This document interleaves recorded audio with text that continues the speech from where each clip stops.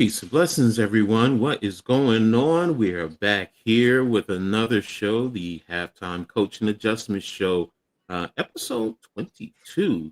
Slowly getting there. We're slowly climbing. So, um, halftime, Philly halftime, and I'm Coach Ed. So, ready to talk sports as well as other things in life. Really, really good show set up for you today. So, before I dive into that, how you doing today, halftime? I'm doing good. I'm doing good. That's good. So, um, glad to hear you good. Everyone, make sure also if you tuned in, make sure you hit the like button, subscribe, and hit the notification for halftime. For myself, our information is there in the description. Also, support the Hardcore Sports Network and the Aboriginal Sports Network because we're also streaming on those platforms. It's free for you guys to sub up with us. Doesn't cost you anything. You know the saying: if it's free, it's for me.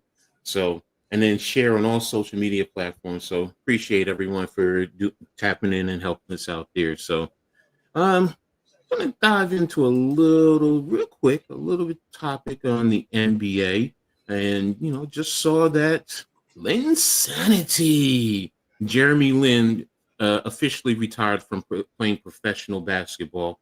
So there was a moment where his growth was, it was crazy, man. I mean, I remember him with the Knicks, and the excitement that he was generating, and the passion in the fan base and in the Asian community. So, what's your thoughts about him retiring officially from playing pro basketball? He had it was crazy. At one point, he had like his stock went up. Like Mhm. they're like, "Oh my lord, look how good he is, and he's gonna be great." Yeah, I can't believe he's young still. I can't believe Mhm. he's retiring already, but Oh, he can mhm. afford it. So there he goes. There you go. I mean, 15 years though. He's played 15 years. He's young to us. To some of you guys, I know he might be a little bit older, but for us, he's young. So, and I can, like I said, I can remember him when he was up for contract with the Knicks and he left for Houston, and I couldn't blame him. Go get your money, player. But now he's been all around the world. Playing in China, his homeland of Taiwan. So in the G League. So it's congratulations to him. So let me give him a round of applause. As he said, let me read you what he said in. Oh, I closed it. Oh, there it is. No, I got it. And he said, it's been an honor of a lifetime to compete against the fiercest competitors under the brightest lights and to challenge what the world thought was possible for someone who looks like me. I've lived out my wildest childhood dreams to play in front of fans all around the world. I will forever be the kid who felt fully alive every time I touched a basketball. And that's what it's about. He came in, changed the perceptions about Asian players. I have to be honest, because growing up, I didn't see any Asian players in the hood, going around playing basketball. And here's this kid came from California, playing in Harvard, and then made it into the NBA. Playing in New York City for that matter, and being the point guard along with Carmelo Anthony. And you're thinking, oh, he's going to grow, and things change, but hey, congratulations to him. So just wanted to touch on that and wish him well in the future, because, for me as a Knicks fan, he did do some things for me. So I have to be honest here. So Yeah. let's tap into the chat real quick. Eddie Van Haskell, great name, Eddie. What's Hey up, Philly, Eddie? how are you doing, bro? The Flyers are going to be way better this season. They're Hmm. gonna make the playoffs, Eddie. They're making the playoffs. Okay. There you go. There you go. What's up, Nick? How you doing, man? Good, I Nick. know you're happy because he was on one of the streams with me yesterday. You guys doing the show? I was like, it's Sunday. It's Sunday. So true fan, and we both appreciate you. Thank you, brother, for always being here with us. What's up, Dave? How you doing, man? And I hope everybody's doing well out there. Good, Again, Dave. make sure you guys tap in. To I'm sorry, what were you saying, bro? So what's up, Dave? That's all. Yeah. So, but we're gonna go ahead and move on to baseball. It's starting to get down there, but there's a lot of things that I've been watching a little bit this week. So go ahead and start out with your Phillies. How's everything going with your Phillies? They're doing really, really good. I Mm-hmm. mean, we just beat the Atlanta Braves. I mean, Mm. we got our last game today. We can sweep the Braves today, but Mm-hmm. like it's the Braves. We lost to the Mets and they swept us. Mm-hmm. The Mm-hmm. Braves ain't making the playoffs Mm-hmm. Mm-hmm. because we are going to sweep them. Everybody getting excited. Pump your brakes a little bit. I'm going to be honest, Coach. We're one and done in the playoffs. We don't have our Cy Young winner Wheeler. Mm-hmm. He's out for the year, and you never know what you got with this team. You just Mm-hmm. don't, Mm-hmm. and it's crazy. So it is what it is. It's going to be an exciting year. Everybody's going to be pumped because we're in the playoffs, but we're going to be one and done. Same thing like Well, last year. I will say this, man. I'm taking a look here. You got the number 2 record in all of baseball, right behind Milwaukee. So Yep. let me go ahead and bring up the what you call me. Close this out, and where is it? Share screen. Here we go. You guys should have it. So, um, this is in terms of the wild card. I mean, you're 79 and 57. Like I said, you're right. You're behind Milwaukee. Milwaukee is what, 6 games in front, six Yep. 5.5 in front of you guys. So, so I mean, I get it, but you're basically saying if you're facing San Diego or, yeah, because you would have to probably face San Diego in the no, you face the Dodgers in the first round, right? Yeah, yeah, because the Mets and Padres will play one. They play a 1 game playoff in the first round. The six plays five for one game. Am I correct for the Say wild that one card? again. Like the Mets and the Padres right now, Right. if they're going to play 1 game in the Yes. wild card, In the wild and card. then and so you basically would end up, and then the Cubs. Oh, you guys probably face the no. You'd face the We're gonna Who would play. you face then? We're facing the Cubs. It looks like so far, but I mean, there's 19 games left. Okay. Yeah, see, that's what I didn't understand. Okay, well, there you go. So, yeah, and you don't think you'd do well against the Cubs? No, no, Ooh, no. okay, Can't hit the damn ball. okay. Well, I let's got see. I got a $300 million man. Can't hit the ball. Sounds familiar. But you're 6-4 over the last 10, so you're right about where everyone else is. So, Yeah, I get it. I still think you guys are going to go far in the playoffs. I really do. So but we'll see. You know them better than I do. So, the bats don't come alive. We're mm, mm, struggling against the Braves. mm. The first game, 19 runs. Next game, 2 runs. Next game after Wow. that, 2 runs. Oh, three, sorry. We won last Mhm, night in the 10th inning with 3 runs.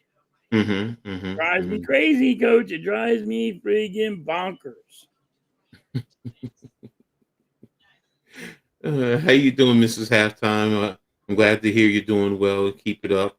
Proud of you. So, what's up, Nick? Coach, I was given the title a few months ago as halftime's #1 fan. Well, there you go. There you go. Yankees are playing good now. Yeah, I'm about ready to touch on them, which is it's surprising for me. I don't see a deep playoff run for the Phillies. I don't see it. Okay. Okay. Like I said, you guys would know better than me. I just, looking at the positioning, it's like, okay, well, you're number 2 seed in the National League. So, and really you're number 2 seed in all of baseball. So 'cause you're in front of Detroit. So, but again, you're playing the National League, so you would know over there. And the Yankees, they're now in the top spot for the wild card, but even still, in terms of the division, they're 2 games behind Toronto. So it's surprising. They're 7-3 over the last 10. And I know Giancarlo Stanton is one of the big factors why he's been hitting very well over that time span. So I mean, still a Yankees fan. I do expect more, but like you said, there's roughly about 19 games, so they still have a chance. As difficult of a season as it's been for the Yankees, for them to be in this position, I have to give them the respect that they're due. So they fought hard, and they're right there, in the number one spot in the wild card, and 2 games out of the AL East, and literally, I mean, not that far from being the number one seed in the American League. But as Yankees fans, we're spoiled.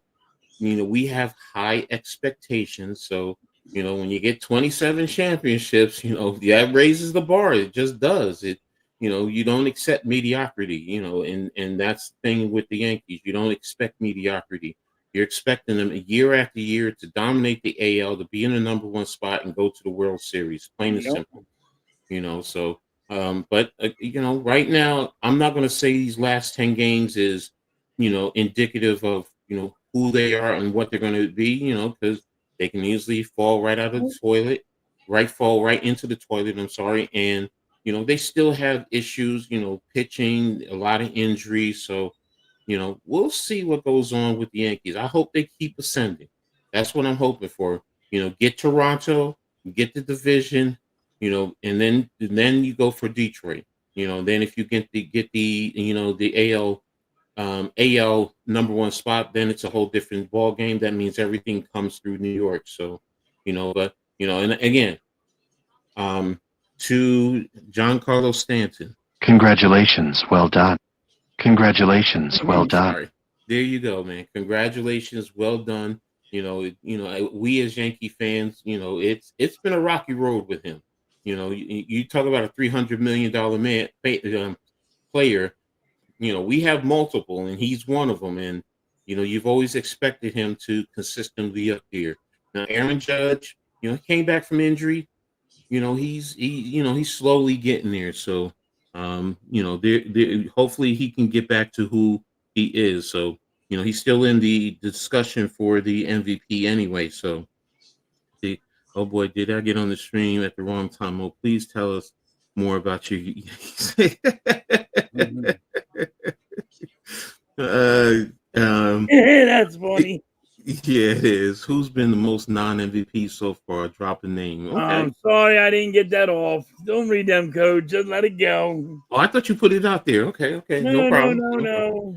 All right. So, yeah, my expectations are, I'm sorry, call it spoiled, delusional, whatever it is. But, again, you look at the history of the Yankees, that's what you expect. So, yeah, I mean, you have to laugh at it, so, and I appreciate you. Thank you, brother, always. So, your boy Nick's getting on you, Craig Kimbrough. Hey. So, but you said there's 19 games left, so Something like that. Yeah, so it's. Do you think that the Phillies will continue right where they are? Do you think they can get the number one seed in all of the American League? I mean, all of the National League. Yeah, they did last year. So they can close it out and get. They can win it all. They can win. They can have the best record in baseball. They did last year, but see, this is the problem: is they were one and done last year. One and done. Logan Paul. Boys are rough on me, Coach. Boys are rough. Yeah, I know. It's always fun, but yeah, we got to laugh at ourselves too. So, again, like I said, I don't know. I haven't been following as closely, as years past. So, I have to believe that the Phillies have a great shot of making it to the championship round. So, we'll see. We'll definitely see, as we go along. So, but as far as the National League MVP, who's the favorite in the National League to be the MVP? Say that again. In the Who's National League, going to be the MVP? yeah, who do you think is the favorite there in the National League? Oh, it's going to be our guy damn, I'm drawing a blank right now. Give me a minute. Okay. It's going to be Schwarber. Kyle Schwarber is going to be MVP. Okay. He's going to have the most home runs and like almost like 130 RBIs. Mm. He's almost at 50 home runs right now. Wow. Okay. There you go. So, and I'm just looking at the baseball news. Okay, nothing major there. So, all right. Well, that's pretty much going to be it there, I guess, with baseball. By the way, I think we have 26 games remaining. Okay. Okay. Have time. It's not great with names. Okay. Yeah. I'm saying, hey, look, sometimes I get like that. We're older. Come on now. I ain't good with names. I forget them. Yeah. So And by the way, I'm doing my damn draft for my fantasy football. He knows who you're talking about. He just can't. Yeah, when you trust me, when you get to be our age, it's like that. So, there are those moments when we forget, so it's and heck, I even do that with my kids sometimes. I go through all their names. My mother used to do that with all of us kids. My mother would call me my sister sometimes. So it's like, look, Listen, you get older, my dad just used to call us assholes just because he would get our names. Yes. You know what? You're an asshole. Asshole, come here. Everybody say, yo, here I am. Which one? Exactly. What's up, John? No, asshole 1, asshole 2. Which one? Thanks for tapping in, man. Appreciate you.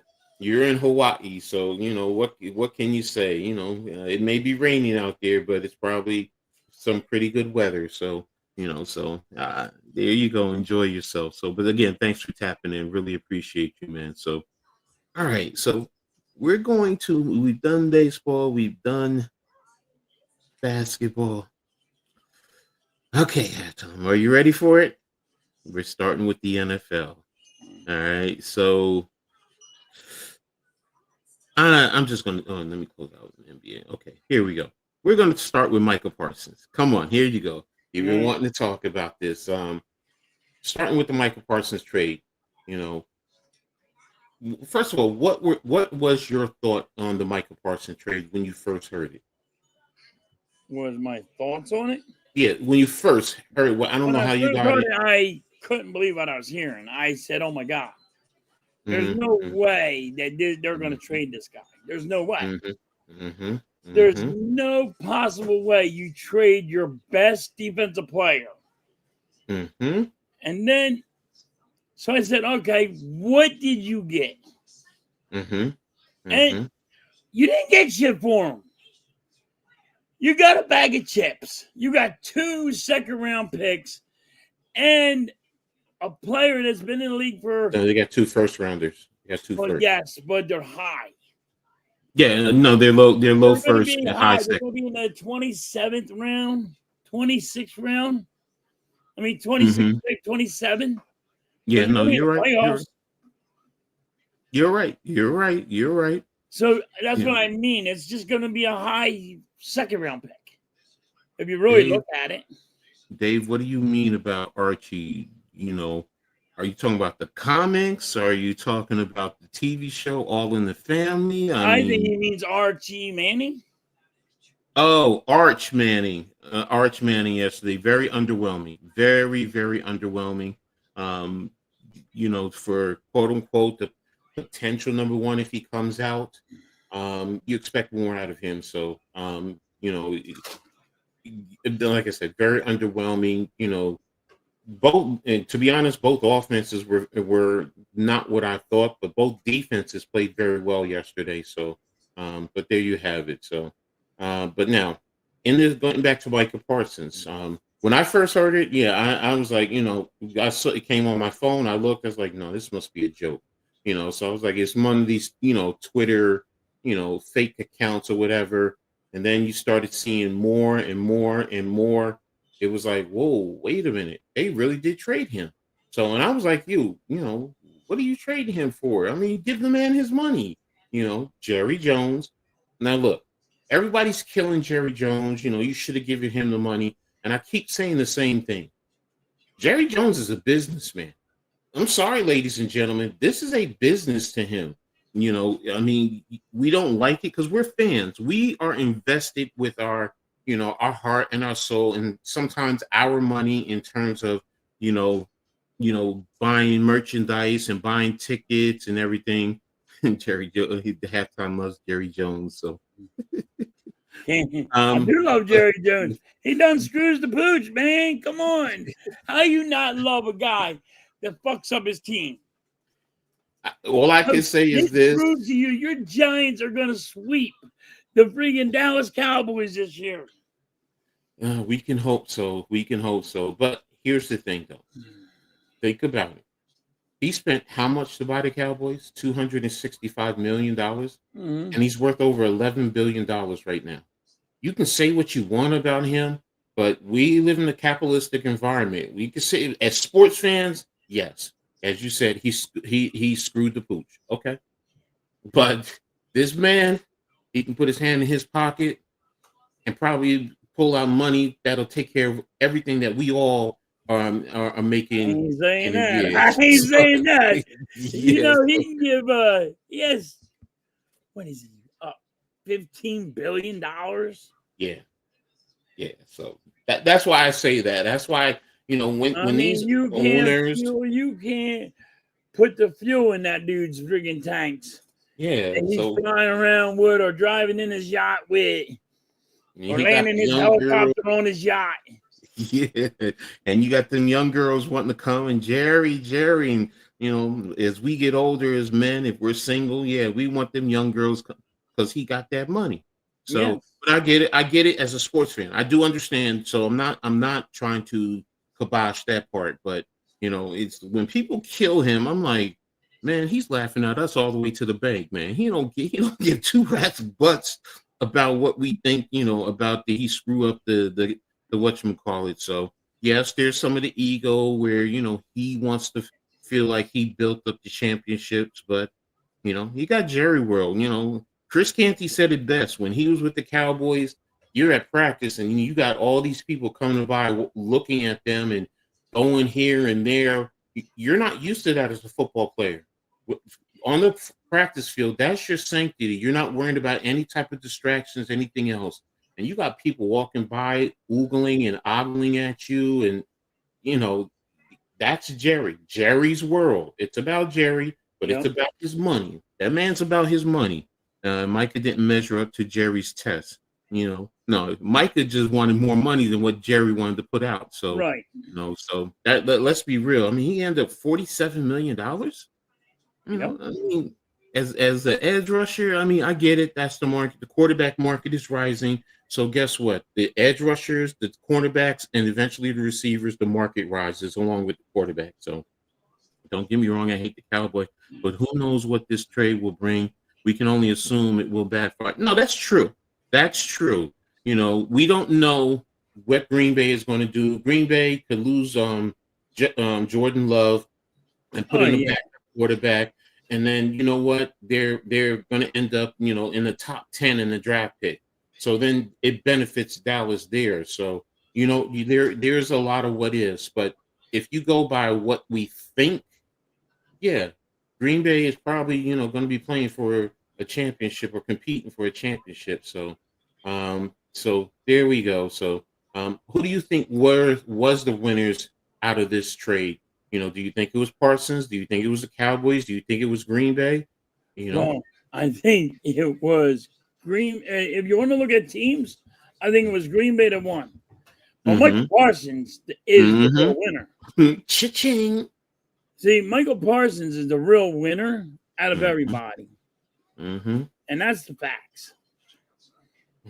Yeah. I mean, that's just facts. Because if you look at it all, if you want to look at teams, Green Bay they're a playoff team. They always knock out Dallas anyway in the playoffs anyway. But now, they're going to move up more into the playoffs. They're going to go up higher in the playoffs. They're all in. They're just all in. You know what I mean? I mean, it was a good move for Green Bay. It didn't cost them much. And you got Michael Parsons, the real winner, Michael Parsons, because he got $47 million. Almost all of it's guaranteed, but I noticed. You know? So here's I'm gonna give you two winners from this. On Green Bay, Rashawn Gary, the other edge rusher. Because you now have two dynamic edge rushers there with Green Bay. Oh, he's dancing a jig. Oh, he's dancing a jig. Like, oh, man, I got somebody on the side. Yes. Now it's like, Rashawn Gary, continue to improve your game. His sack numbers may go up. And guess what that means?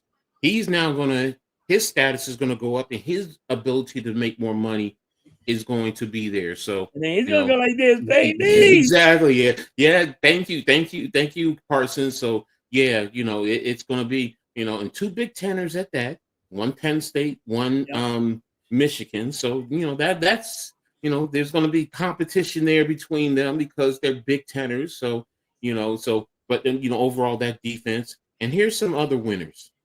The teams in the NFC East. You don't have to face Micah Parsons twice a year now. You get to go up against him once every 4 years. So there you go. So I'm like, okay. And, loser, we're all going to say is the Dallas Cowboys, so, we can agree to that as fans. Harrison's is going to get paid and probably play. Michael Parsons can't play. And he gets hurt. To be honest with you. Here's the thing, though, with that defense and the talent that's around there, you know what? It might lessen because, with the Cowboys, it pretty much really was all about him, and teams were geared into him. So, like I just said, you can't, if you focus on Parsons all the time, Rashawn Gary can eat you alive. Yes. That defense can. So now that takes some of the pressure and the possible injuries. Plus, you know what? Maybe they're beating up teams to the point where, he's now not having to be on the field as much. So, but yes, his history shows injury. So I do respect that. So, there you go. And that's fair. Kenny Pickett got more time in the Super Bowl game than Dak and got a I didn't even know. I haven't even checked. I'll go check that out later then. Because I stopped checking on, what happens because I usually get the notification when I get something like that 400, and I'm like, okay, so I'm more focused on trying to improve my content and being a better content creator. So, but I appreciate everyone who supports me. So don't think I don't. I do. I love and appreciate you. So thank you to everyone who has supported me. Jerry Jones deserves a status in Philadelphia outside the lane. Ooh, that would be interesting. A Jerry Jones statue in Philadelphia? I'm talking about his entire. I think Parsons is injury prone, and the Packers will find out when it's time to play a big game. He'll be in street clothes, and no, I can respect that. I do. Jersey fan, I respect what you're saying. Don't think I don't. His history says, he gets hurt. He gets hurt, so I understand. It's just that look. Is there going to be an opportune time where he doesn't have to be on the field as much, which lessens the possibility of injuries? That's all, I'm saying there. So, and like I said, I think it impacts the NFC East in terms of, teams don't have to face him as much, but it also impacts Dallas, in terms of, like you said, halftime, you're thinking the Giants are going to sweep the Cowboys. It's been a long time. That New York has been able to do that. So no, I'm telling you. So and I said this from the beginning, even without the Michael Parsons trade. I'm telling you, the Dallas Cowboys are at what, 5 or 6 wins? Yeah, I think so. How many wins do you think the Cowboys get, Coach? About the same as Giants, anywhere from 5 to 7. Somewhere in that range. I mean, I got the Giants at 8. Okay. Yeah, yeah. I actually just so you don't know, for those you don't know, I actually streamlined. Instead of Coach A Gladney's Amazing World of Sports, it's now Coach Ed Sports. Very simple.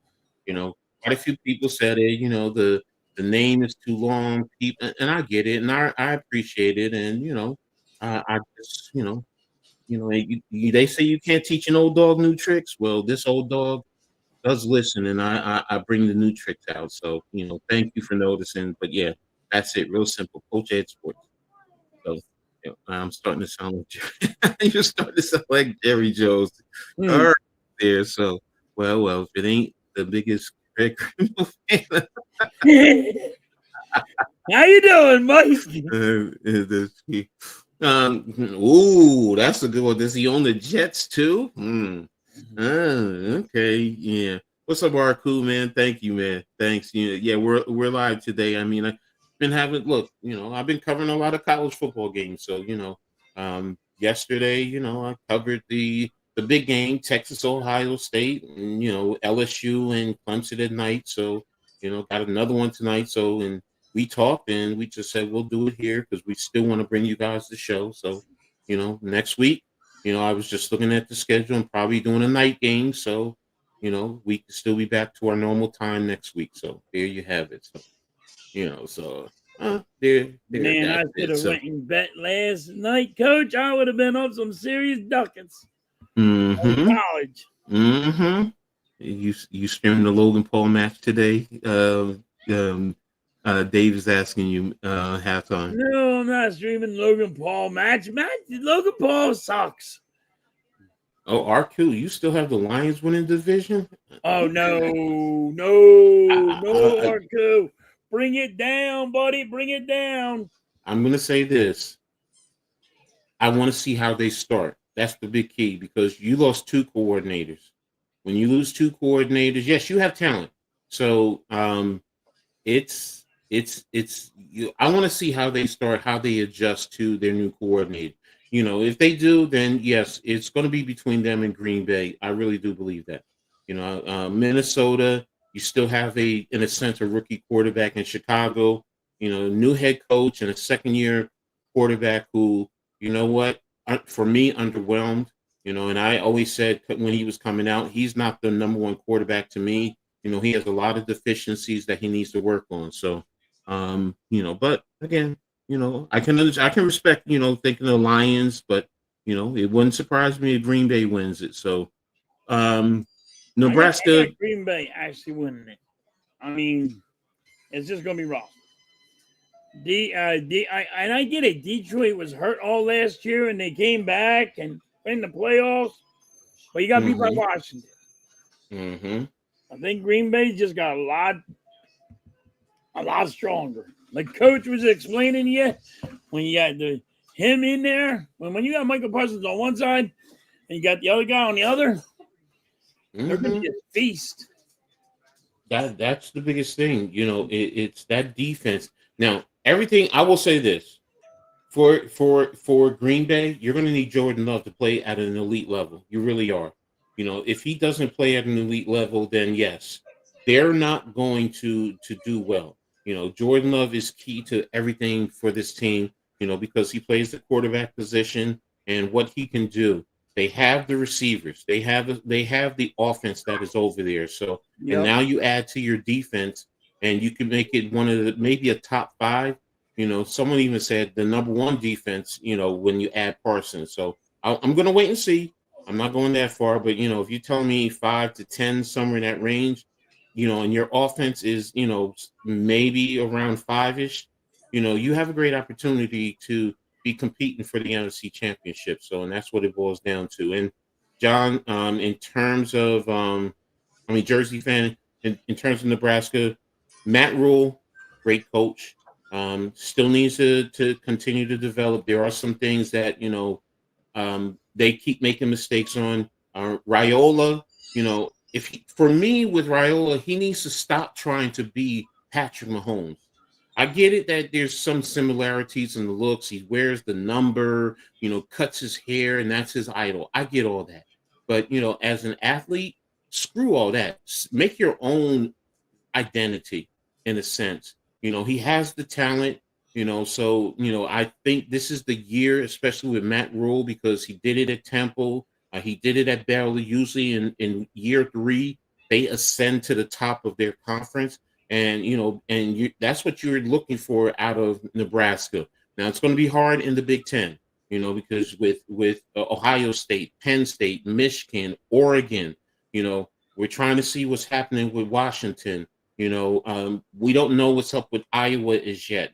Is Iowa really going to ascend and take the steps? There's a lot of tough competition. USC, they performed pretty decently yesterday. So I think did they win by 20? I think they won by 20. Let me double check that for you.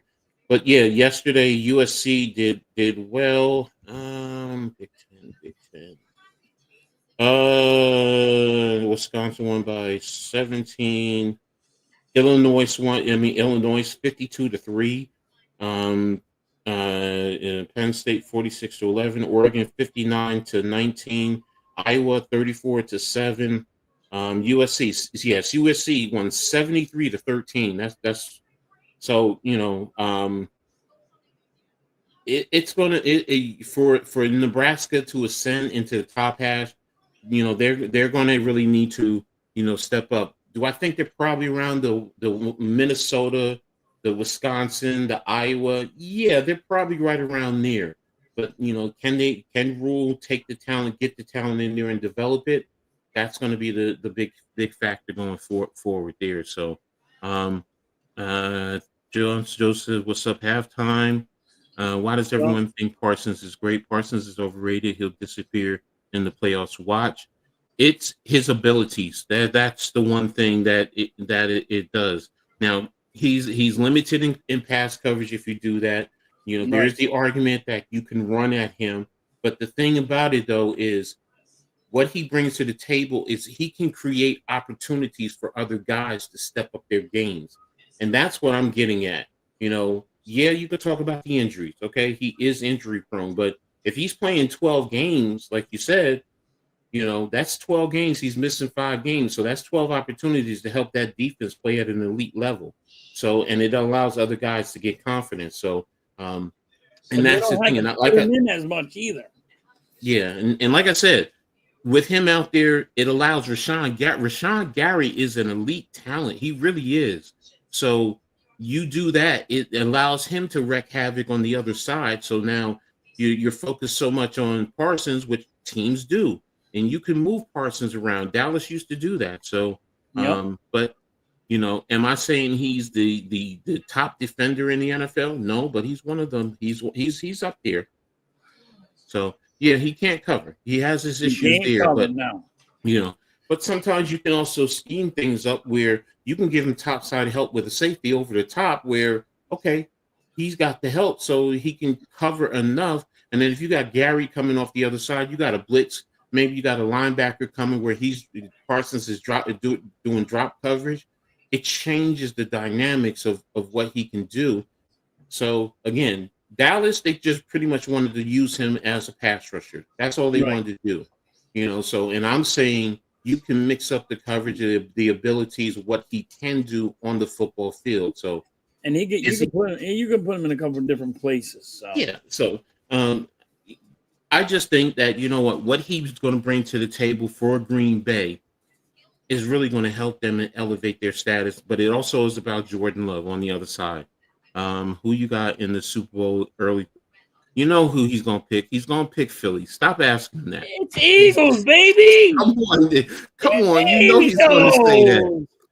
So Barkley's getting over 2,000 yards is to be the first running back to ever do it. I got it all the way. Wait a minute. Say that again. He's the first running back to get 2,000 yards. To back-to-back 2,000 yards. Oh, back-to-back. Okay. I got you. I'm sorry. Back-to-back. Come on, Coach. Back-to-back. Okay. That's all. You're a little slow today. Get there. Arku's not saying anything. Yeah. Okay. Yeah. Parsons can't cover. Okay. But there's a lot of defenders in the NFL that can't cover. So, and I think Parsons is a little bit better than most of them. But again, the expectation, I get it. So here's the other question, though, okay? Because you say Philly is your Super Bowl pick in the NFC. Do you think Green Bay is a Super Bowl contender now with this trade? Contender. Yes. Okay. Okay. Not So saying they are going to go to the Super Bowl. They're a contender. So in the NFC, who are the contenders? I mean, Philly. I know you're going to say one. You just said Green Bay. Is there anyone else? You can't. Tampa Bay. Okay, they're a Super Bowl contender. Okay. I mean, that's the team that are going to be in the playoffs. So you would say they're Super Bowl contenders, right? Well, because you could just scrape in, and you're I not. don't think they're going to scrape in. I think they're going to. No. Right now, I think it's I would say Super Bowl contenders in the NFC: Philadelphia, to be fair. Okay. Detroit, Green Bay. Tampa Bay has the easy conference, so it really depends. I mean, your division. So it really depends on what they do there. So if they're 10-7, I'm sorry, they're not a Super Bowl contender. For me, you need to destroy your that division, with Atlanta, Carolina, and the Saints. That you should at least be 5-1. They are. Yeah, if you came away 5-1 in that division, okay, then you know what? You can probably get you another 6-7 wins with the rest of your schedule. So then for me, that would at least put them in the conversation to say, okay, they can contend. Washington, there's something inside me that wonders if they're going to have the sophomore drop, because last year they made it to the conference finals. So, so they did contend. So it's, what do you do? What did you do? Did you do enough to help improve the team, or did you do anything that would hurt your team? Out west, everything with the Rams is contingent on Matt Stafford and his back. If his back it can hold up through the season, then I think they can contend for. Sorry, they did last year. They came to Philly and they played y'all toe to toe. Yeah. So there you have it in the NFC. They, to me, are the contenders in the NFC to get to a Super Bowl. So, which is going to be intriguing. And now that we're right there, with the NFL just starting coming Thursday. Who you got winning in the Women's U.S. Open? I follow tennis, but I don't know all the players. So, the only one I really probably am familiar with is what's her name, Osaka from Japan. So I really don't know a lot of the other ones. Like when I was growing up, I mean I knew them. Those women, inside and out. Sharapova, Martina Navratilova, Chris Everett going back in the days. But right now, but Mike, that's a good one. I need to dive into that. So now you got my mind working. Like, Coach, you got to get back into tennis, man. You got to really get back into tennis. And no, it's not because the women wear short skirts. So yes, it is. Don't lie. Don't at me with that. No, don't it's lie. Not. No, it's not. No, it's not. I'm sorry, Joseph. Packers ain't making the. Whoa. Now Joseph, that's huge. That's a big statement right there. They're not making the playoffs. Hold on. Now, wait a minute. Joseph said that. Mm-hmm. Who wins that thing from the Michael Parsons trade? If they don't make the playoffs, then Dallas wins. Yes. Wow, yeah. Joseph, if that really happens, that the Packers do not make the playoffs, then that means, oh God, Dallas wins. Oh. Jerry Jones looks like he's the smartest, oldest man in the world. Yeah, he will. And that will irk me to no extent. Yes. It will hurt because I can't stand Dallas. I can't. That's... I always say, you know what? Blow them out and kick them out of the league, man. Please, just do that for me. It would make me so happy. So, and Jersey fan, I love women's tennis, and Now, when it comes to tennis, I'd rather watch the women over the men. I will admit that. Women's beach volleyball. Uh, uh, no comment. I'm not gonna say anything there. Watching, yeah. I'll watch volleyball. Women's volleyball, yeah. Then that's a different story. I ain't gonna lie to you there. I'm not watching to see who wins the match. I can't lie to you there. Then it's like, the male hormones start to take over. I ain't watching that. I ain't watching the main guy on it. Yeah, so I can't trust Jake. Okay, you lost me. Man, Jay. Joseph, you are right. And they don't make the playoffs, dude. Jerry Jones is like he's the smartest man in the world. But then, so I was winning it. Look, you know what? I'm a single man. If I had a woman, different ball game. I'm gonna be honest with you. I'm a single man, so you know what? And I always tell women, if I go, I'm like, look, I'm single, so we can go out on a date. We adults, but you know what? Don't think you might be the only one. I ain't lying to you. So, but until she put a ring on my finger, let me stop. I'm single, so like you guys can't. Now, Arku, I cannot stand Dallas. I can't stand Dallas. I hate Dallas. Yeah. Arku, it's and here's the thing, Arku. My dad's a Steelers fan.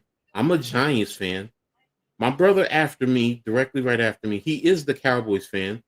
My sister is a Washington fan, and my other brother is an Eagles fan. So we were going at it. We were going at it. So, and my brother after me used to talk a lot of trash, and his biggest Cowboy that he loves is Tony Dorsett. So, and I respect Tony Dorsett, but I used to always tell him, but Tony Dorsett runs like a little girl. And when he's about ready to get hit, he wants to run out of bounds. He needs to take his little pink panties off and come back and play some football. So and we used to go back and forth at it. So, I just can't stand the Cowboys. I just can't. You can't trust love. I hate the Cowboys, but you can't trust love. Again, that's why I said everything, Joseph. I did say everything is contingent upon love stepping his game up.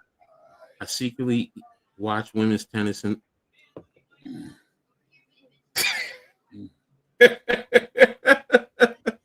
All right, Mike. You that's the winner right there. That's the winner right there. Whoa. Oh, yeah, Arku, all over the NFC East and back in the days and the funny thing is back in the days, my dad, when he would hear us arguing, he's like, yeah, but none of y'all are Steelers fans anymore, right? He's like, but how many all he say, how many Super Bowls do we have? And it was just like, oh gosh. So, my dad would shut us all down back in the day. So now as an older person where I understand things, it's like, I always tell my dad, y'all may have 6 Super Bowls, but remember the Giants, because pro football, remember you said it, pro football goes all the way back to the 20s. The Giants have 8 championships. So who really runs the NFC East?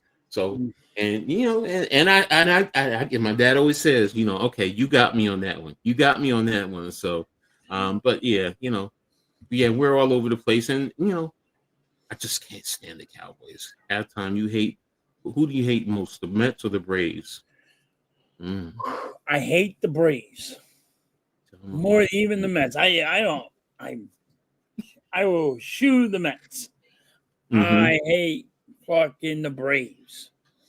They always they got our number, and they always punch us in the face. We lost a lot because of the Braves and in back in the day. So, yeah, I can understand that. Me, it's always like, Boston. It's like the Yankees and the Boston. Yeah, you wanna know what? I put the Mets on the same status as Boston. Oh, the Mets really?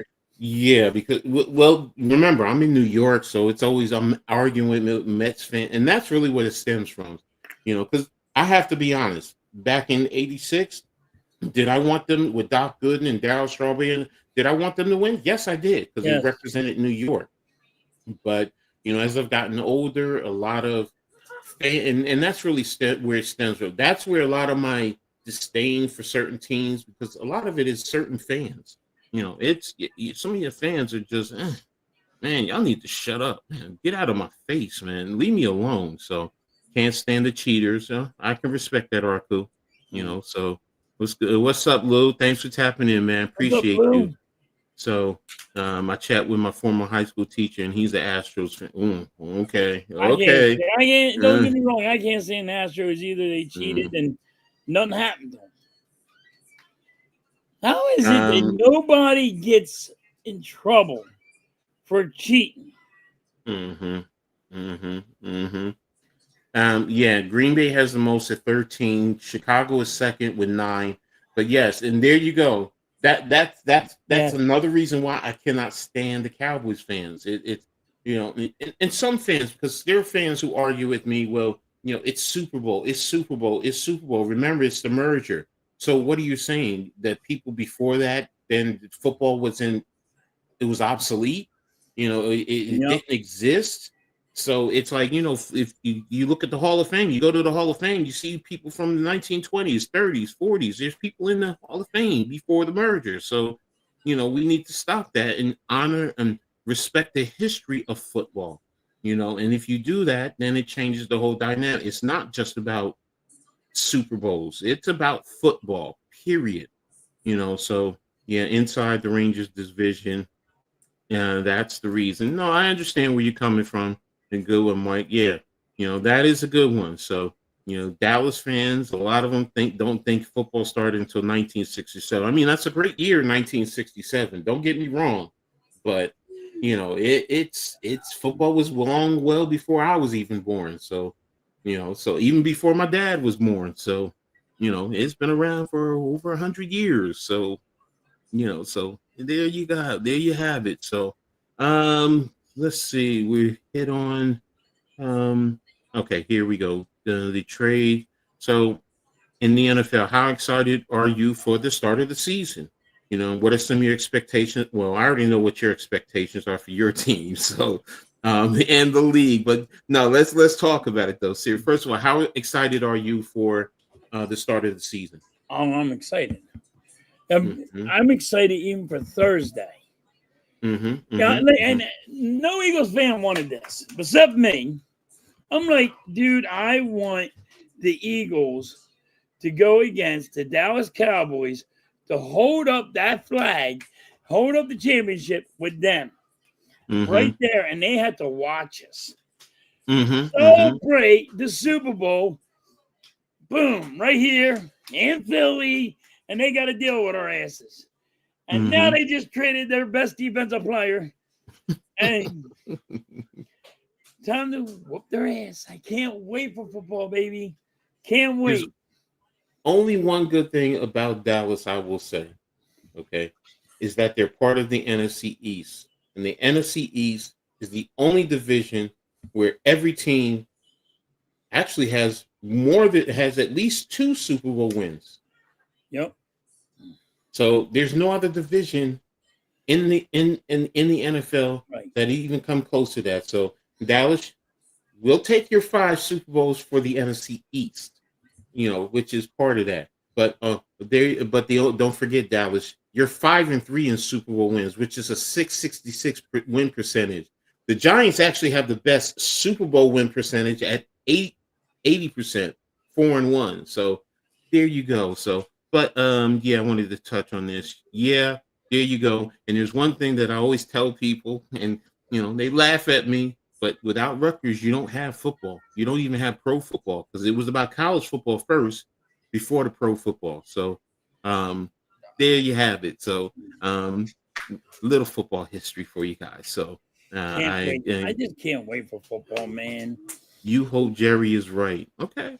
Hey, first tailgate. Yeah, exactly. Right there in New Brunswick. I if you go to College Avenue, in the back of the barn, there's actually, it's now a parking lot, but they have the plaque there that shows you this is the actual spot that they played the actual first football game, right there in New Brunswick. So go to New Brunswick, New Jersey. You can catch the train there, come downstairs, and go right up to College Avenue, walk down to the bar, and it's about a little 5-10 minute walk. On your left, there's the barn, the old basketball stadium, and in the back, the parking lot. It's a big parking lot. You'll see it. And there it is. So that's where football all began. Football began here in Jersey. Y'all remember that. So Jerry Jones' Netflix propaganda special was overshadowed completely by his stupidity with Parsons. Now they get to watch us raise another banner. Well, we'll see if you raise another banner. So, we are raising the banner. Come Thursday, we will see. No, you not. The only banner you may be raising is David Banner. So there you go. So we going back to back, Coach. We going back to back Super Bowls. I'm gonna say this. Back Super Bowls. We're gonna have 3. We're going for a third one.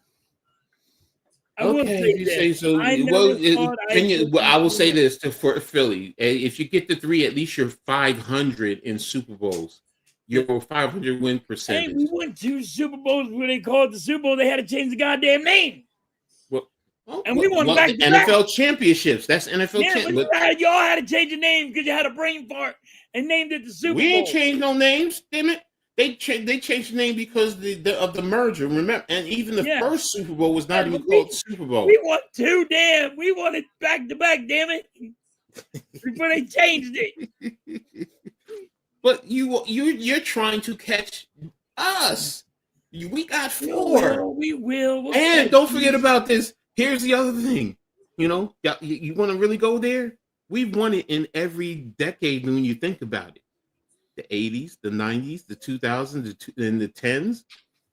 Now we got to win. So we have another 4 years to say the 2020s. But hey, we've won very well. We'll catches. We gonna catches. You know you can't catch. You trying to catch us. Saquon Barkley's going for 2,000 yards, and you're just gonna have to deal with getting rid of him. Congratulations. But when you get to dynasties championships, when it comes to Super Bowl, we're gonna be there. Okay, be there, man. It takes us a little bit. Talk. Nico Harrison trading Luka. It takes us a little bit. Okay, you got Cooper Flag, Mike. I watched some of that college football 150 series that ESPN. It was very interesting. Yes, it was very interesting. So, and I'll always. This is why I love college football, though. I just do. I actually prefer college football over the NFL. Go ahead and hate me. I watch college football. If you got the Giants and Rutgers playing at the same time, you know what? I'm watching Rutgers. If you got the Giants and my college, who I played for, a Division III school playing, I'm watching my college. That's how much I love college football. Right now. Let's get your team ain't good right now. No, it's always been like that. It's always. I'm telling you, seriously, it's always been like that. I do know people that prefer college football over the NFL. I could never understand it, but yes. Well, here's the thing.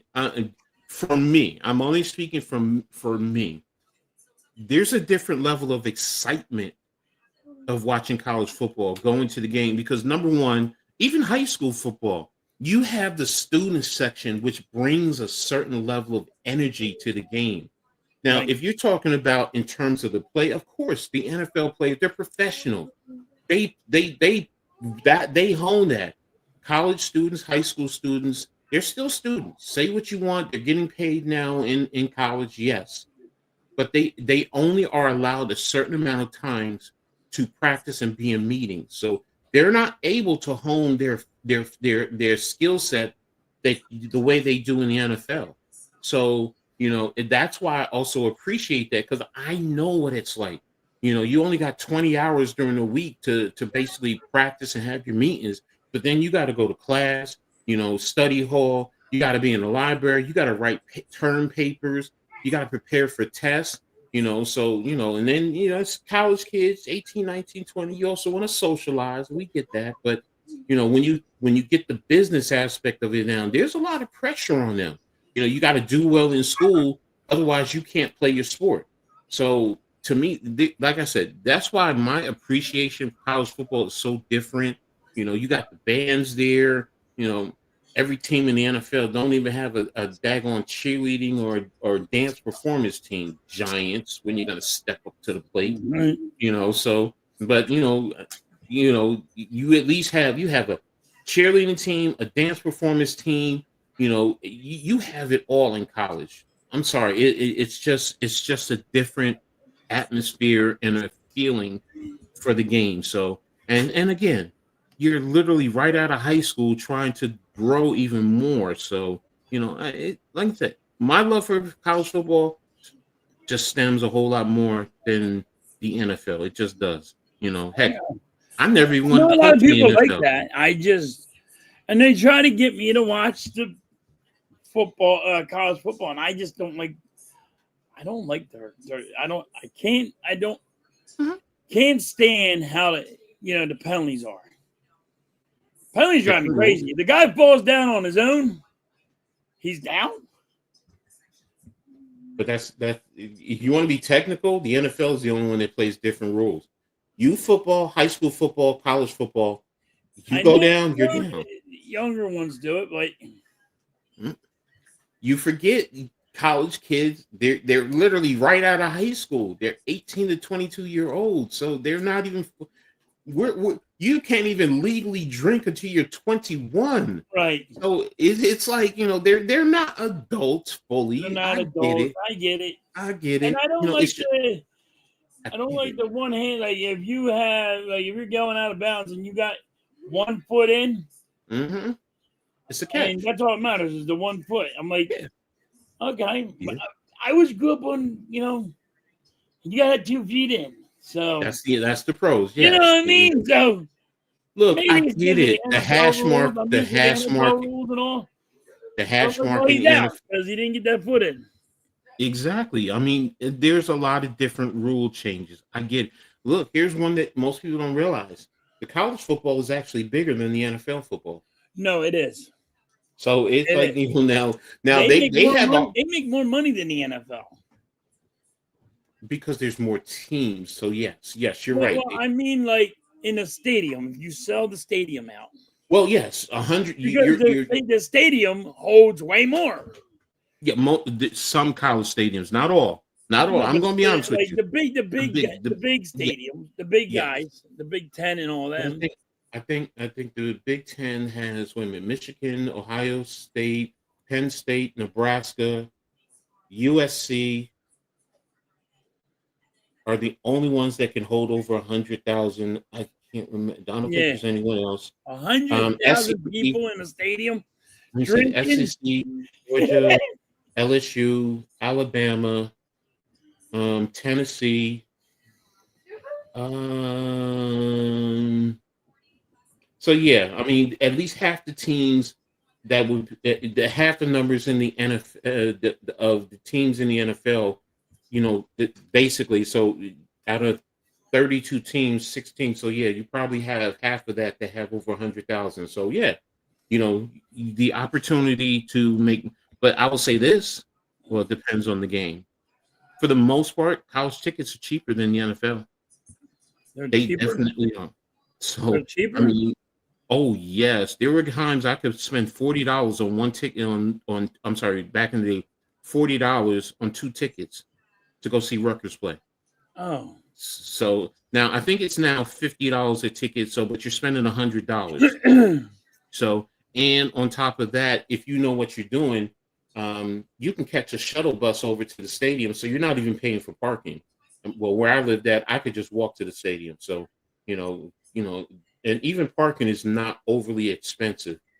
So yeah, the NFL is more. Don't get me wrong. So, but college is getting there. I will say that. No, I meant raising the banner Thursday. We raised the banner Thursday. Let me get back to the chat.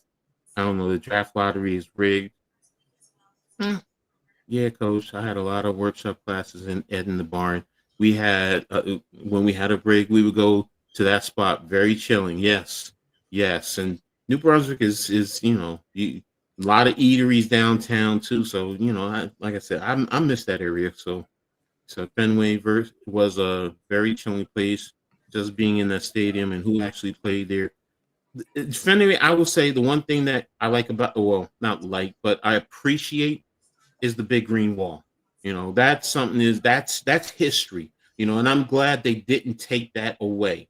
You keep that there. So, catching the ball off of that. So I like both. I mean, I can appreciate them. I'm just saying, if I rank it, it's college first, then the pros. I do like the pros. I'm not saying I hate the pros. I do. I like the pros. It's just that when it comes to college football, I like college football. And look, let's be honest. I played college football. That's that's one of the big. That's my first time of also playing organized football. I didn't play youth football. I didn't play high school. I wasn't able to there. I played in college. So, and I appreciate, the struggle, I mean, coming in the door, really not knowing how to, even getting as a defensive lineman, how to get into a proper 3-point stance. They had to train me and teach me. And then basically by game 4, I ended up taking the senior starting spot because I was progressing. So the struggle, the fight, plus learning, and, I mean, heck, I have to be honest, man. When I started playing football, I was partying a lot. I wasn't going to class, I'd be in the back of class with my sunglasses on, up against the wall, sleeping, because last night I was out there partying, drinking beer, and eating pizza. So, and chasing the girls. I will admit it. So, but I appreciate both. So, but and you know what? I respect everyone else who does too. And if you prefer the pro game over the college game, that's fine. I respect that right. I really do. So. I'm with you about the rule that they should have a touchdown to make them down, but I get it. The rules confuse people. I get it. And everybody wants one standard set of rules. Yes. I do. But I will say this: go look at it. Matter of fact, go look at a high school football field. I know. Back in when I was in high school, there's rules different than the NFL, and it was and then yes, you're right, because if you look at the age of the kid, they just went to college. He just got out of high school, so now he's going to college. You can't change the rules on him. Here's the adjustment. Let me touch on this, Lou. Okay, that's a great argument. First of all. But I'll say this, and this is why I say it's not fair. You graduate high school at 18, you can go work if the job will accept you.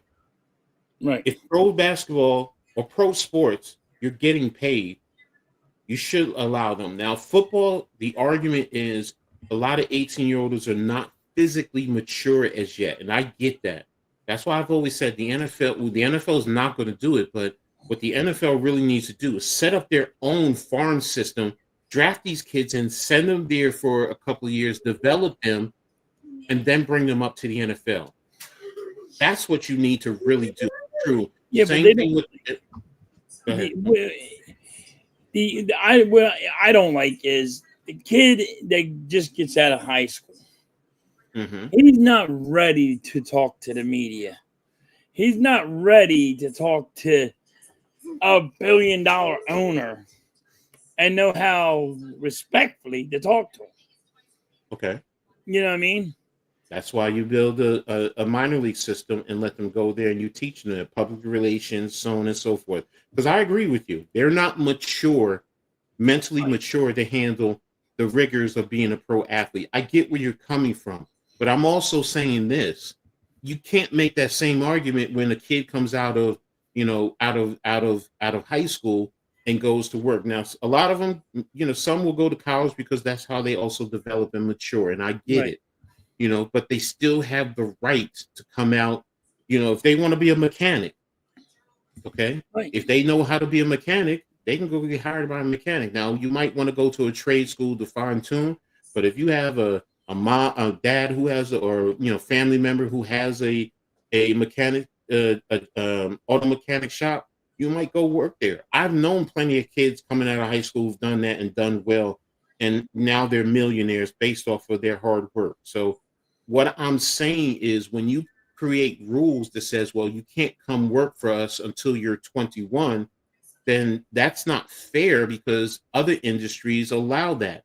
What you need to do is set up a system that you can bring these kids in, develop them before you bring them to the big leagues. I'm with that. Baseball does it right. I'm Yeah. telling you, baseball, what you can do, you can come to the big leagues out of high school. But also, if you decide to commit to college, you have to stay in baseball college for 3 years before you can get drafted into the pros. Yeah. That's why I like baseball's rules. But they can bring you in and they'll put you in the minor leagues to develop you. Think about it. Derek Jeter didn't come up to the Yankees until he was, 20, 21? Ken Griffey Jr. didn't come up until he was 19 or 20. So they went to the minor leagues first. And that's what I'm getting at. Set up a system. Some of these pro industries, they don't want to do it because they think it costs too much money. And I'm like, no, it doesn't. It'll be more economic. But, in a sense where college is doing the work for you, it is cheaper in that regard. I don't understand. Again, there you go.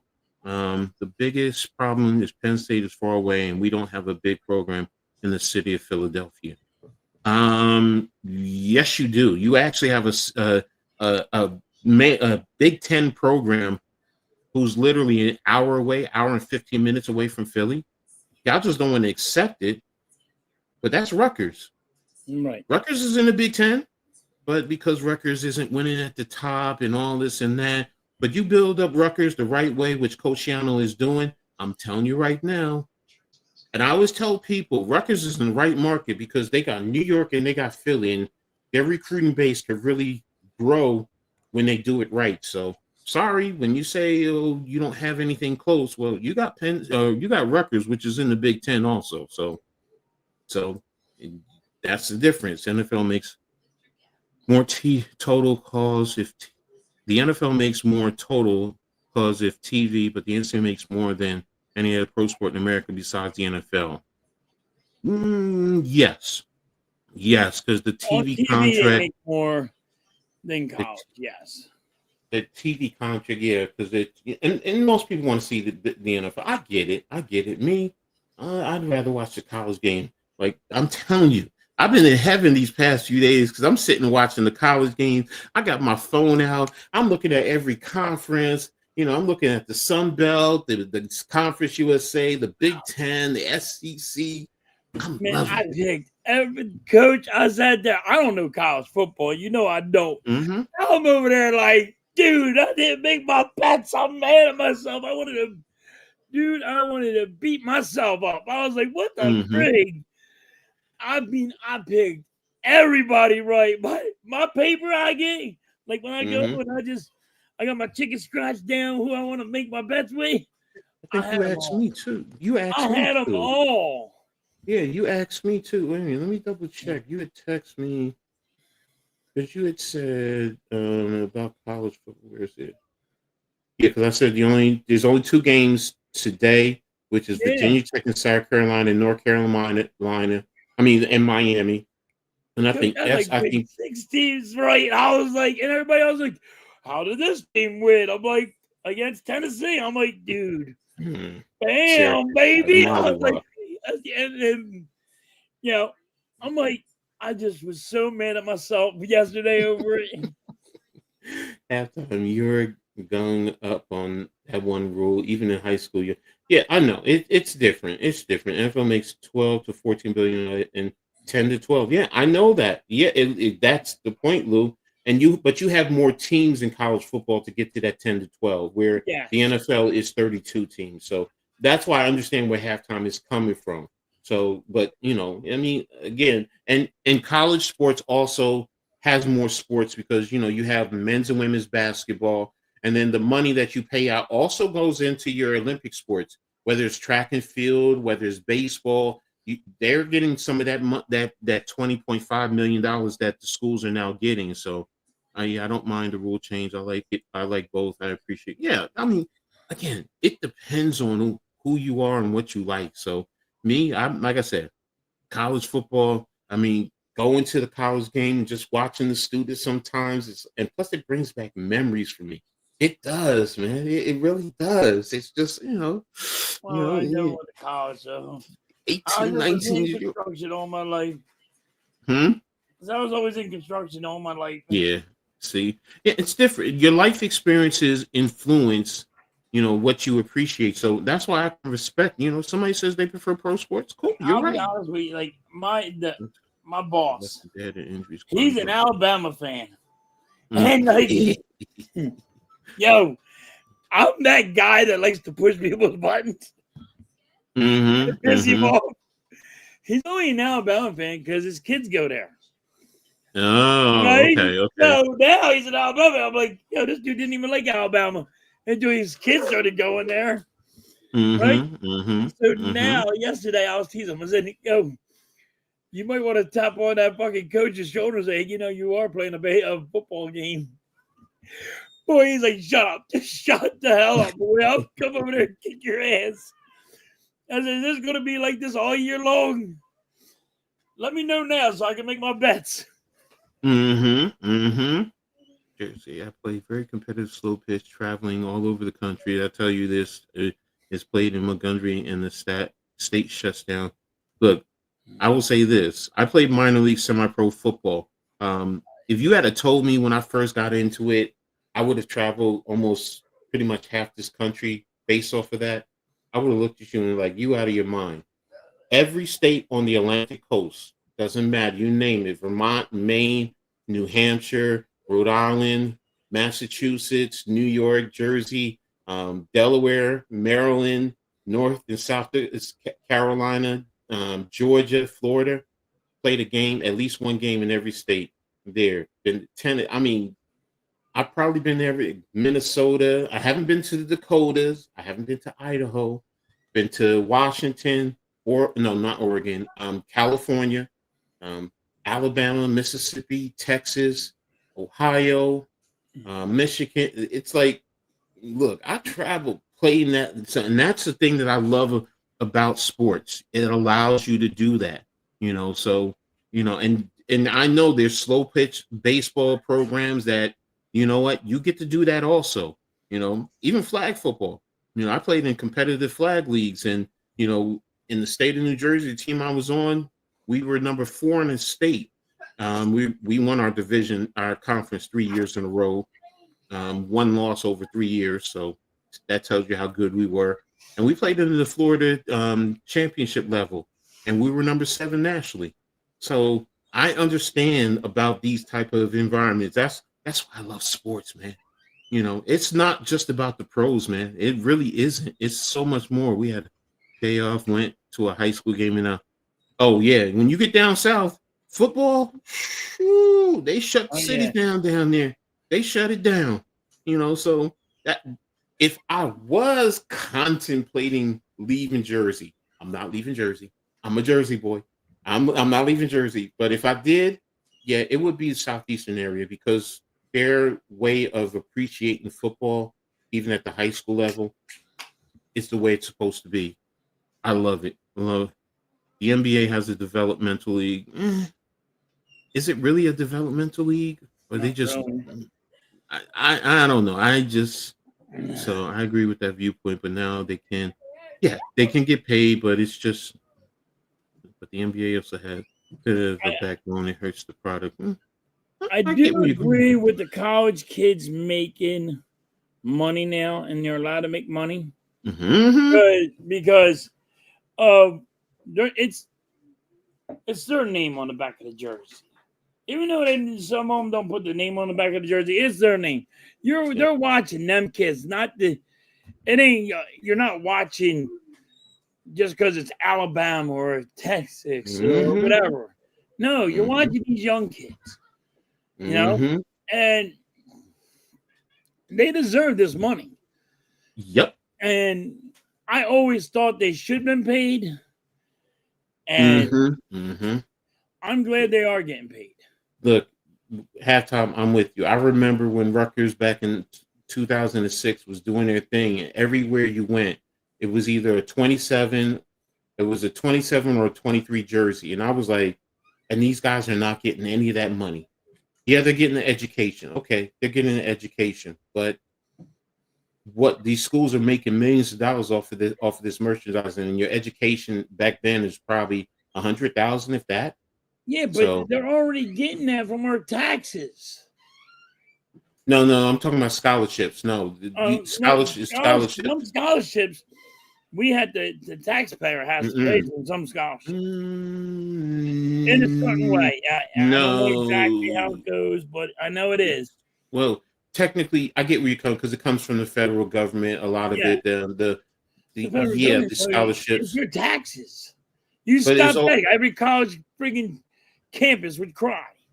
it's also donations too, because you have programs Yes, they got that donations. contribute. Yeah, Yes. so yes, you're right in that regard. There is state contributions along with the private institutions. So, But if you stop that, then yeah, you're there would right. A lot be of kids. there would be a lot of downfall in colleges. Oh yes, but it would also impact our our communities as a whole because there's Yes. a lot of kids who get it. Think about it. There are kids who go play sports and they know that they're not making it to the pros because you got 1% that make it to the pros. So where Yes. all the other kids are going? They're going to work. So they're getting an education, which now they can turn around and give back to their community by working and paying taxes and so many other things. So yes, Right. I'm with you. So for every Kobe, you get 100 guys that watch out and they get exploited. Guys like Josh Zion, rich and not mature and exploited by people around them. True, but that's also a product of your environment. Because I know Yep. kids, I know Jay Williams, kid who played for the Chicago Bulls and got hurt, and his career was over. From my hometown, the Plainfield. Um, his family made sure that he was well vetted, knew exactly educationally what to do, and went to Duke a couple of years. But the kid now makes money because he uses this, and he Yeah. got the foundational part by going to college. So that's some of the things we lose sight of. There are kids who go to college, and you know what? They goof off because they know they're going to the pros. So Right. that first semester, they're not in class. They're really not. Or they just do whatever to Yeah, get you could by. be on a goddamn computer at your Yeah. house. Yeah. So I mean, but but you're right. There are those who get exploited, but I don't think every kid is exploited. That's what I'm getting at. So, Right. but yeah, even Kobe struggling. I think LeBron was because I remember him coming out because he had the what is it the Hummer coming out of high school and Yeah. everybody's like but his mom signed off on it. So and it's just like people look at that and but he was mature. He handled himself No, accordingly. he So was mature, but there's just like I say, there's just some kids that are not ready, that are not mature enough to what you call it. oh, that was halftime. No, you're right. You're right. Yeah, exactly different in baseball. You guys are great today. I appreciate, all the conversation and the contribution. You could say the same thing with 18 and who went to war and come back and you know what? Great argument. You're That right, is a good Mike. argument. That is a I good wasn't even argument. looking at it like that, Mike. Yeah, you can go to war, but you can't come You back and can't have a have a beer. beer. Yeah, You know, that's you can get it true. if you're in the army. You go across seas. You're allowed to have a beer. Mm-mm. They don't have Mm-mm. that damn. They don't have like a big Mm-mm. age limit when you're in war. Mm-mm.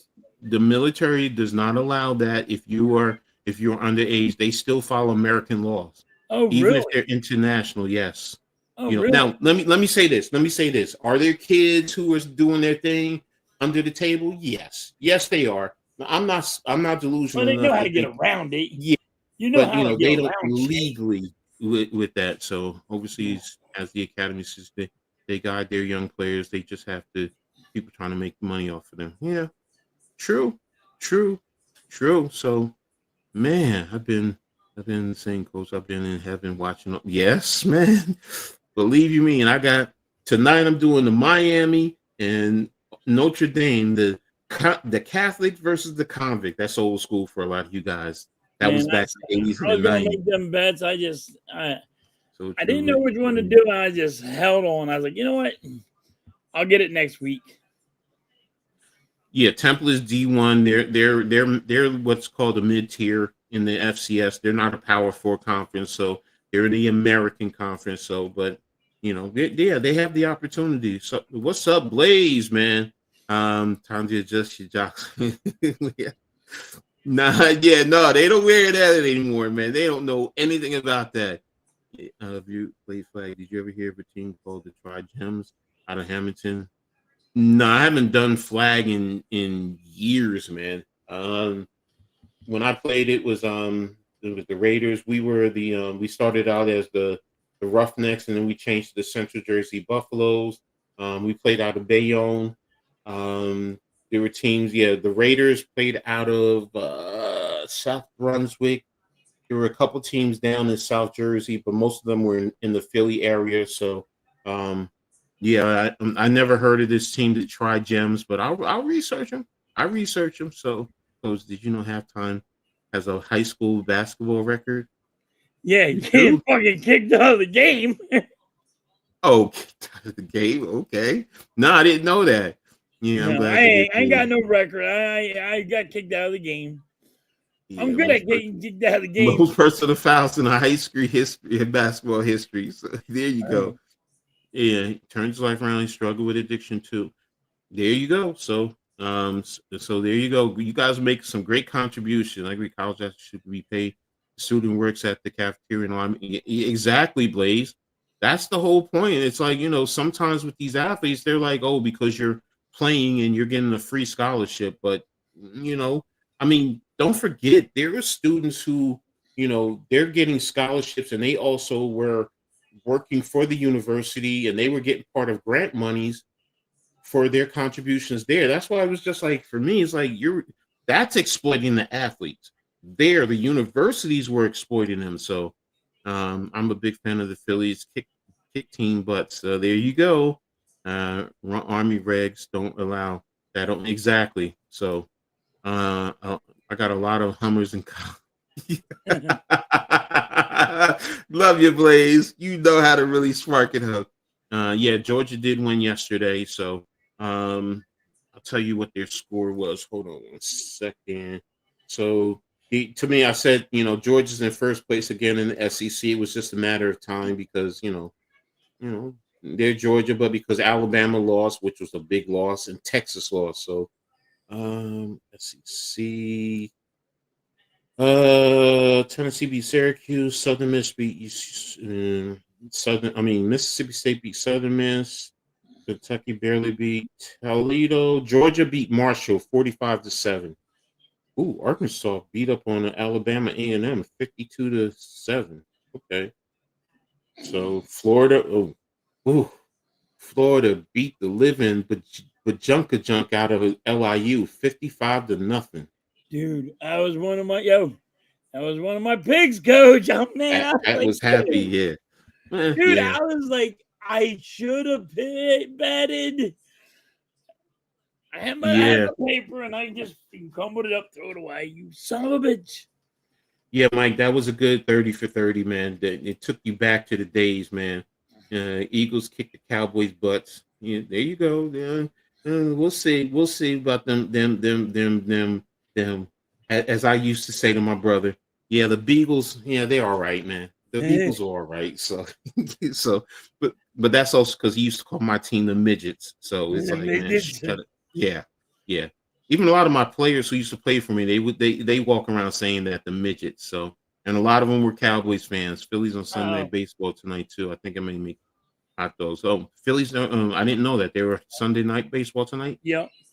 Okay. Good luck to them. So, what are your expectations for other teams in the league? Now, I know what you think about the Eagles. So, for example, what are your expectations of Washington? I think the Washington is going to be a good team. I think they'll be right behind the Eagles, getting over like 10 wins. I got the Eagles having like 14 to 13 wins. I have the Commanders around 11 or 12. I got you guys around 8. And I got the Dallas Cowboys by 6. Okay. So, like, one day I'm going to really want to watch. I like the Denver Broncos. What is it about Denver that you're liking? I like their defense, and I like Bo Nix. That kid. I will say I have been wrong about Bo Nix because coming out of college, I didn't, because when he was at Auburn, I didn't like his game, and then he went to Oregon. So I was just like, there were just some things about his game that I didn't appreciate as Right. much. But you know what? He's in the right system with the right coach who's coaching him up and making him a better quarterback. So now I do see the skill set and the tools that he has. So it's just like with the Giants and around him too. Exactly. So it's just like quarterbacks who come out of a Lane Kiffin offense. They haven't done well. They really haven't. So that's why it's like I question Jackson Dart, but now I see his skill set, and as long as you get the right coaching to take to nurture and develop the skill set, then okay, you're right. So it's just that a lot of college systems, it takes players a long time, and in today's day and age, everybody wants the quarterback to play right away. Where I'm old school. I'm not gonna lie to you. I think quarterbacks should sit at least 2 years. Yes. If you want to say a year, okay, I'll give you a year. But 2 years, that's how I grew up seeing, and I saw a lot. I grew up too. Yeah, you saw quarterbacks develop and become elite. I'm talking about truly elite. Yes. It's different now, and you get a lot of the flame outs. I mean, like Aaron Rodgers, Jordan Love, they sat a while. Mm-hmm. You might want to say they sat a little bit too long because they had 4 years, but then again, the person that's behind them, in front of them, is that goddamn good. Mm-hmm. And sometimes, you know what? You need a guy to sit in front of him, even if he's the young stud is better than the veteran. But sometimes you need the veteran to get beat up so the young stud sees what's going on and he learns. So people say, oh, the best way to learn is to play. To a certain extent.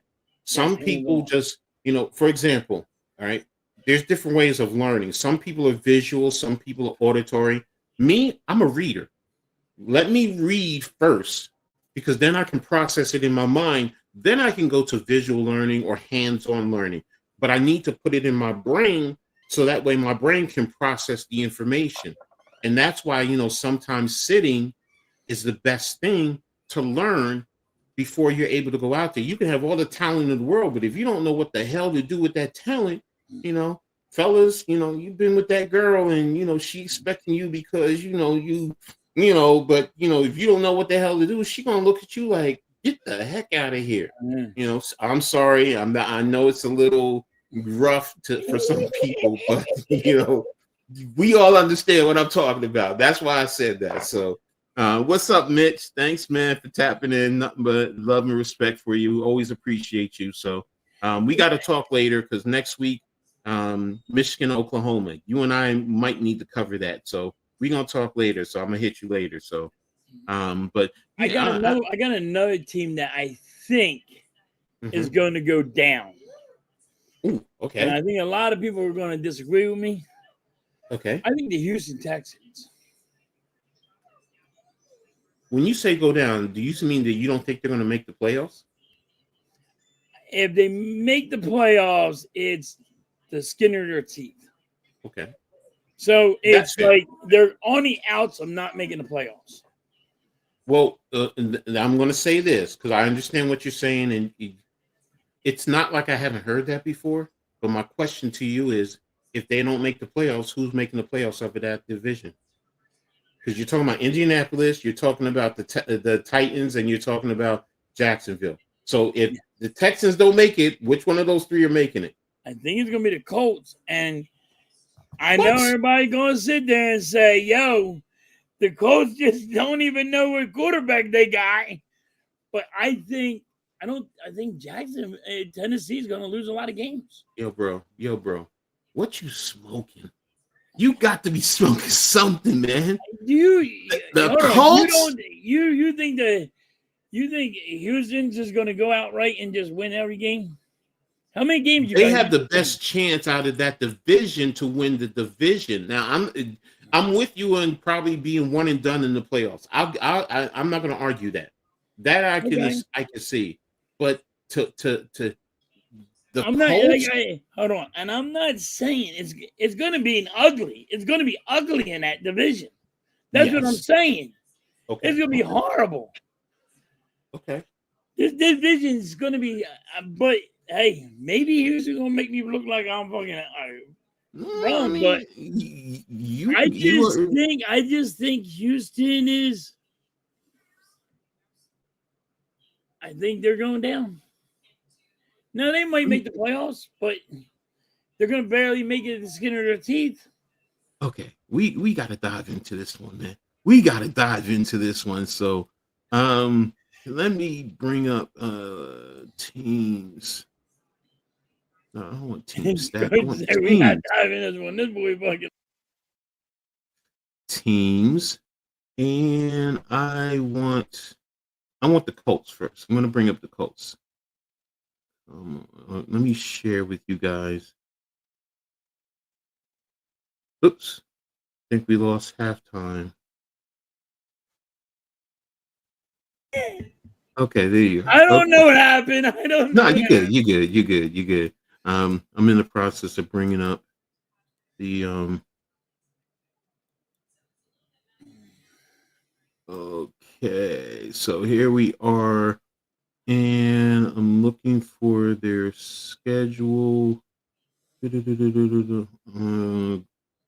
the Tennessee Titans. They might. Titans are going to be better than most people think, but I don't think they're ready right now. Now, here's the schedule for the Colts. Week 1, Baltimore. Week 2, Green Bay. Yep. Now, this is the Colts. Yeah. Week 3 at the Bengals. Oh, no, that's preseason. I'm sorry, that's preseason. So week 1, Miami. Week 2, Denver. They're going to beat Miami. Okay, you can give them that. Week 2, Denver. They lose to Denver. Week 3 at Tennessee. They win. At the Rams. They win. The Rams? Yeah. In LA. I think Rams are overrated. Ooh, okay. The Raiders. The Raiders, and nobody really knows who they are. I must say they're going to win. Cardinals. They lose. At the Chargers. They win. Chargers are frauds. Hosting the Titans. They already played the Titans, right? Once. Mm-hmm. They're going to lose. At Pittsburgh. Win. Hosting Atlanta. Win. At Kansas City. They'll lose that one. Hosting Houston. Win. At Jacksonville. Win. At Seattle. Win. Hosting the San 49ers. Fran sucks. Win. Win. Okay. It's based on what you're saying. I understand why you say that, but I'm totally against you on that. I know you're against me. Everybody's going to be against me on this. I'm just saying. I am just saying. Oops, that look at Houston's schedule.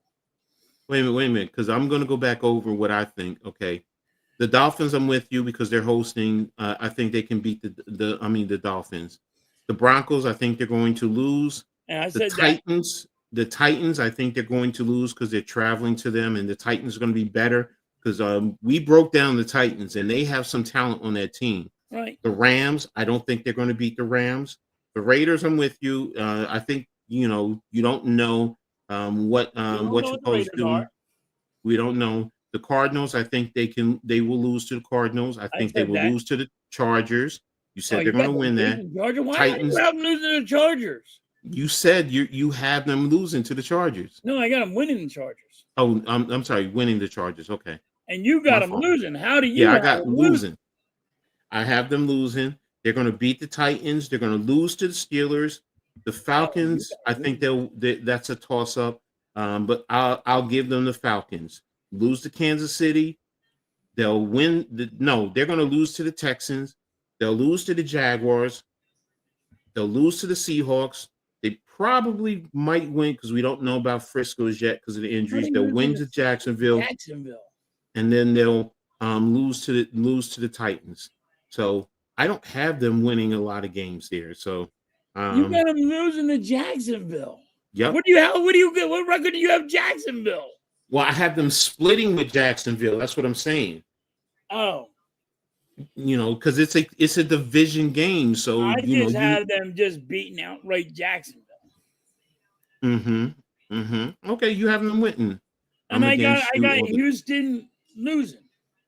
Okay, so now let's look at Houston. It's going to be by one game. We're talking one goddamn game. I know That's what we're really talking about.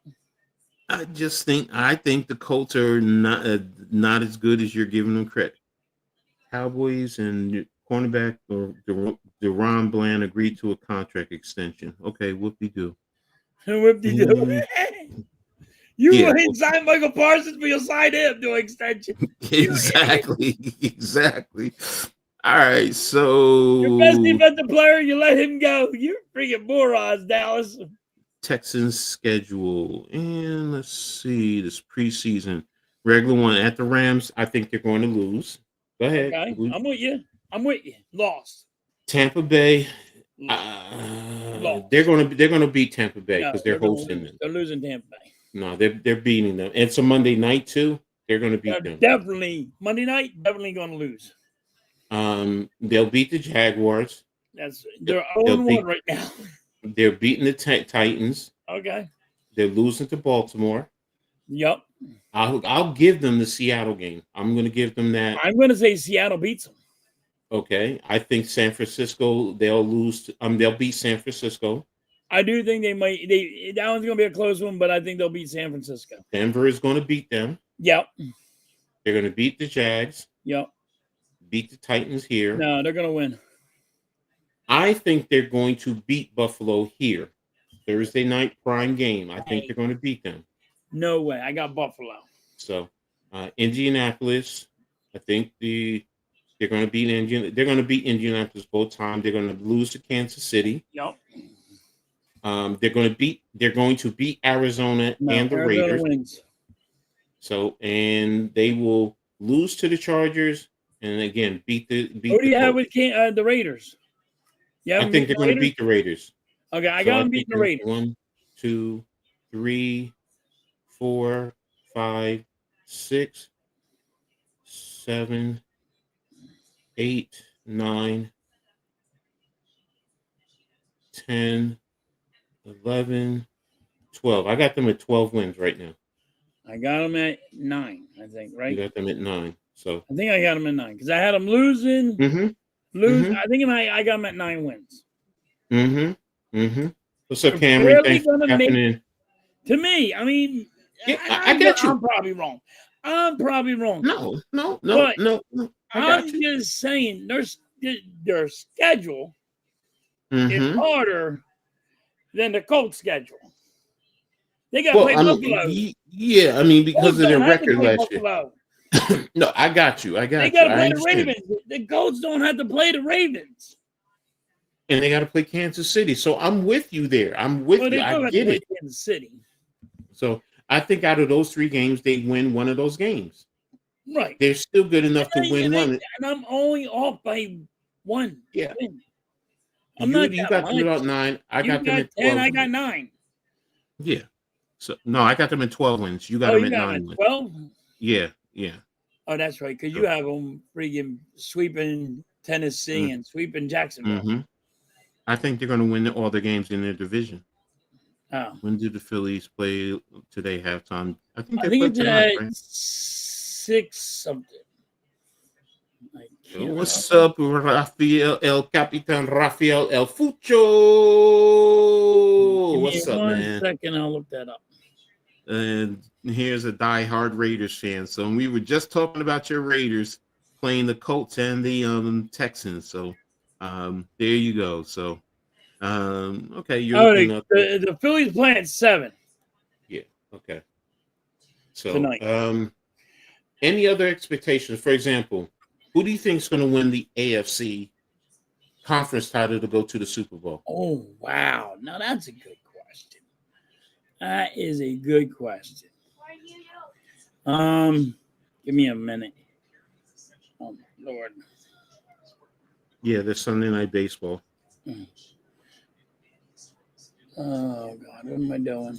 I'm looking something up right now. Actually, about who's winning the AFC to go to the Super Bowl. On the AFC side,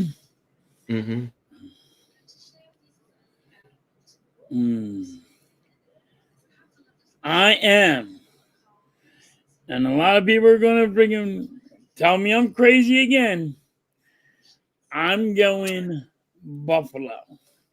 Okay, it's not crazy. I got Denver in the damn mix, but I think it's going to be Buffalo. I think they get over the hump and they go to the Super Bowl this year. Okay. So you have Buffalo and Philadelphia. Spit his water out of me. Nah, this motherfucker's crazy today. No, halftime. I can respect the Buffalo call. If you said Buffalo, Ravens, or Kansas City, honestly, I can respect any of those three. I really can. That's the only three that I see. Do I have Denver in the playoffs? Yes. But I don't think they're there yet. I know I ain't got freaking Cincinnati in there. Yeah, I think Cincinnati, their defense is atrocious, man. You can have all the offense you want, but their defense is going to cause them not to win games. So there you have it. So that's interesting though. So Buffalo and the Eagles. So so that's the one I got, but I mean, don't get me wrong, it could be Baltimore, but that's going to be a close one too. I do think it's Baltimore. I think Baltimore. Lamar is eager to prove that. Yeah, I can't knock that one. Yeah, because most people are killing him because MVP, but no Super Bowl play. Well, he has a good offense over there, good defense. So if things go right, and you're going to play. Look what he did. You look what Baltimore did in the the draft and the free agency. Their defense is stacked. Yes, they might have the. Remember when the Buffalo went back 4 times in a row? They might have that defense. Now that's the reason why the Buffalo back in the day went to 4 straight Super Bowls as a defense like what the Baltimore Ravens have. It's gonna be scary. It's gonna be really good. Yes, it is. So, I'm there, and I'm gonna be honest. Everything depends on Jordan Love. If Jordan Love plays at a high level caliber as a quarterback, it's going to come down to Philly and Green Bay. I think he's going to come down to Philly and Green Bay too. Now, here's the outlier though. Matthew Stafford could throw a wrench in the whole thing because if his back is fine, LA has that teams that they can compete with both of those teams. Yeah, but I think and that's why I don't have the Rams that high because of him. Because of his back. I get it. I understand that. I got his back blown out and he done. Yeah. Now he's that one, and you could probably make the argument for either Washington or Tampa Bay, one of those two. So I like Tampa Bay, man. Tampa Bay, you messed up. Blaze, Blaze, get on the link and get in here. You got to talk that one. You got to get in here. Come on, join us with that one, man. Come on in with that one. Blaze, they are Coach thinks I'm smoking something. What are you on? I look. Pittsburgh's my second team. I will be honest with you. I like Pittsburgh. I really do. My dad's a Steelers. I grew up with the Steelers in the 70s. I could tell back in the days. I could tell you who was getting the football for most part. So I knew the Steelers inside and out until I saw the Giants play the Steelers, and now I'm like, oh, Jersey has an NFL team, so I'm going with the Giants. 12-year-old kids. What do you think? So, but Aaron Rodgers is the key to that team. Now if he can, is he more the quarter? Well, you know what? He did throw for I think 3,800 yards last year with the Jets. Yes. Hey, it's in the hard. It's in the hardcore. Wide receivers they got. If you want to be honest, look at the wide receivers they got. They got DK Metcalf. Hold on, Blaze. I'll send it to you. Don't worry about it. I got you. Please. I mean, DK Metcalf, they just went there. Mm-hmm. What's that rookie's running back that they got in from college? I really like that dude. I'm bad with names. I'm fucking horrible. Hold on. I don't know off the top of my head. I'm looking at Blazes. What happened to his? You would know more about rookie. You would know about the college kids than I do, but I really like them. Yeah, wait a minute. I'm gonna do it here.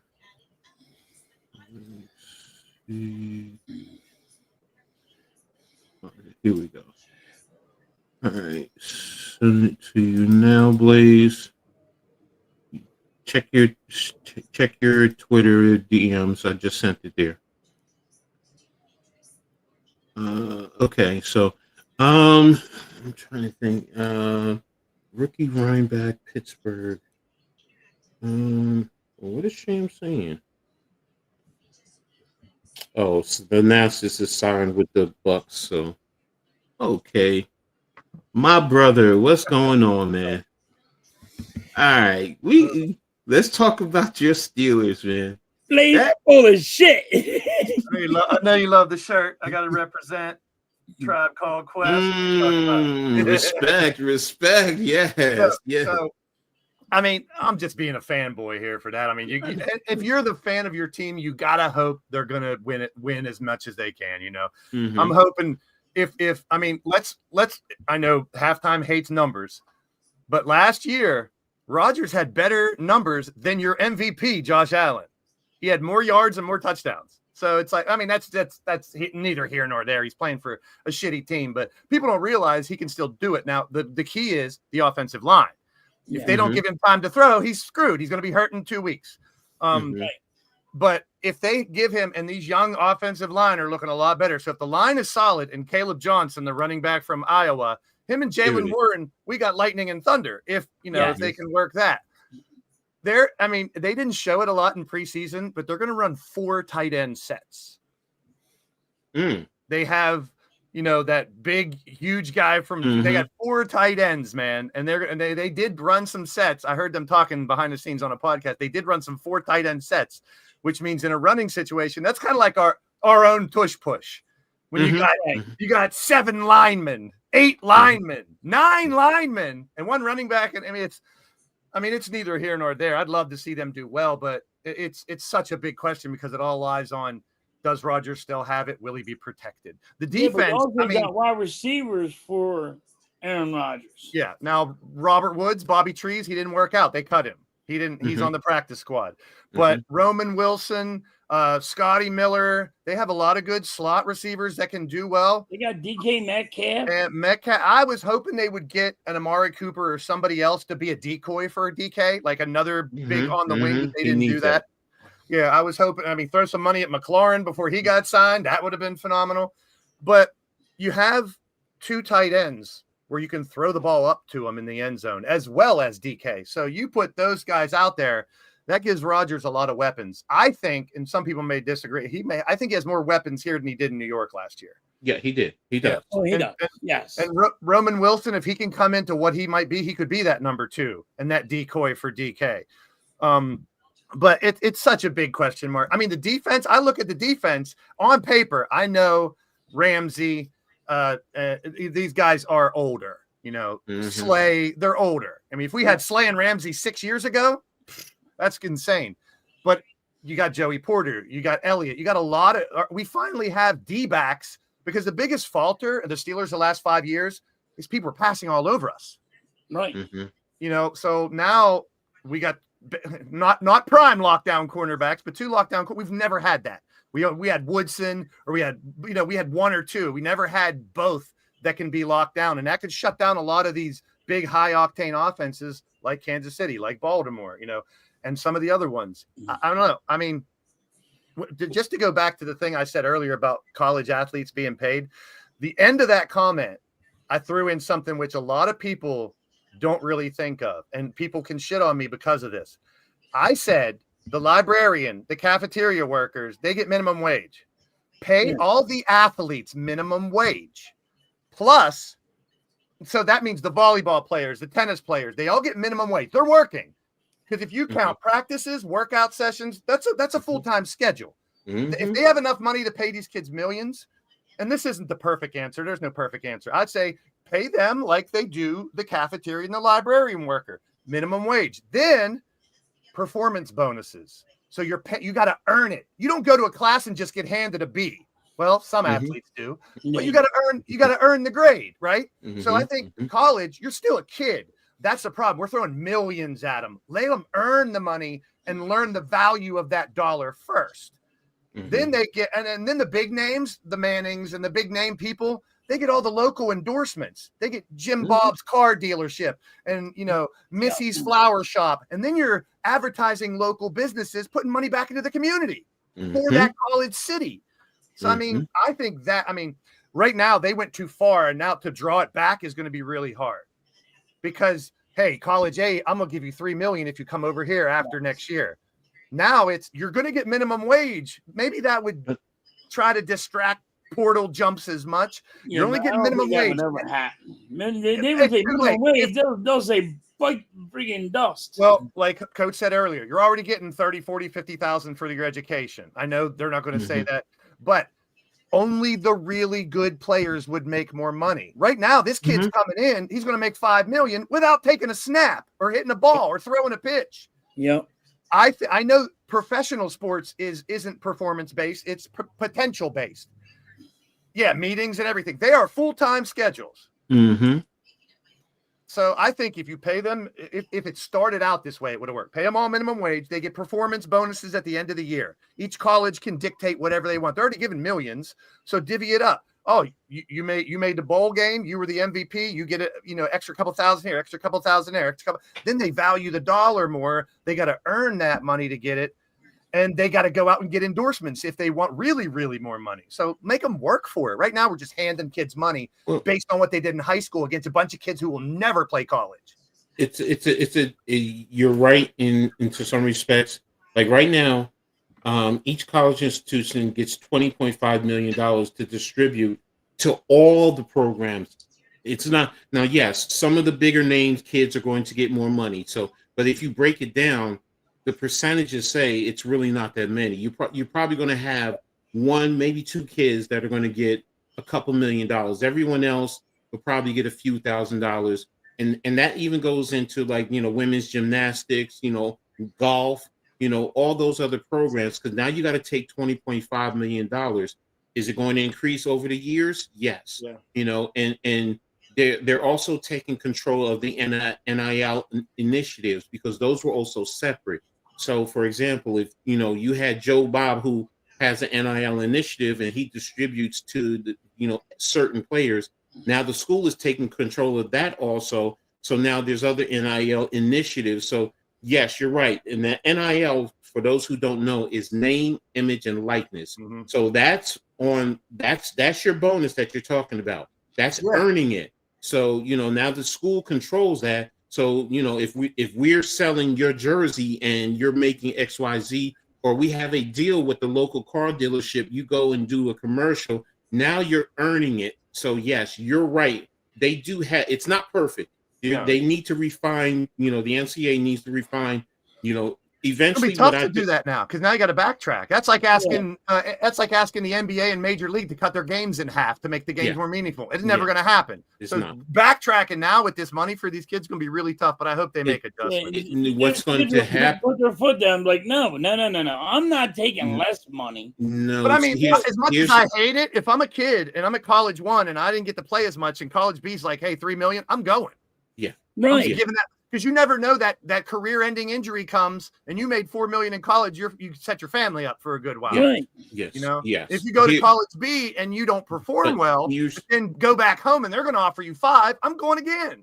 Now, to your backtracking that you're saying, that's where you have to watch what the Big Ten and the SEC do, because if they start bringing in a couple more colleges, because there's still talk right now that North Carolina and Virginia are wanted by both conferences. And if they do that, let's just say they get to 24 apiece, they also may break away from the NCAA and start their own thing, which would mean that they could start fresh to what you were saying. And I think that's what's going to happen, because like one of the big factors, like the SEC just went to 9 games. So you're meeting the Big Ten in terms of conference games, which is one of the big stipulations. So that's telling me on the outside, okay, something's coming. Something's coming within the next, 4 or 5 years, that it would not surprise me to see the SEC and the Big Ten, because everybody wants to see those games and the TV money is going to go there.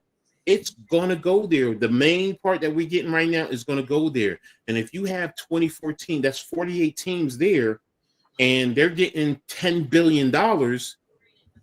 Think about, bless you. Think about what these kids are going to be gaining financially from. So I'm with you there. So it needs fixed. I hope it's quicker. I know they signed contracts for years, but to get back to the NFL, here's my take. And I watched the morning show today too, and I'm seeing the same thing everywhere. Everyone's picking the same teams: Eagles, Ravens, Bills. I mean, that Casey, that's like I wanted to tell those guys this morning, hey, I want to play poker with you guys, because there ain't no guessing, there ain't no reaching. Every year, and I said this on Pick and Roll a lot too long ago. Which team that made the playoffs last year is going to suck? Which team that sucked last year is going to be good and make the playoffs? It pretty much happens almost every year. There's not as much parity, but it's going to happen, whether it's an injury or happen or a star is born. There's going to be a team. Maybe you guys are talking about the Colts, the Giants, the Titans. They suck. What if Cam Wharton is that guy?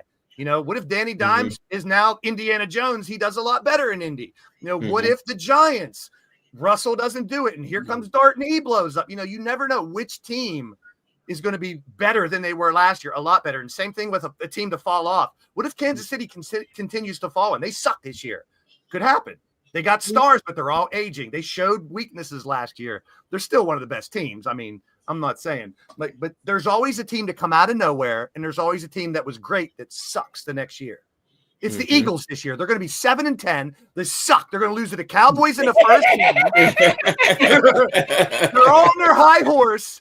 They're saying they're going to lose to the Cowboys with the banner hanging above.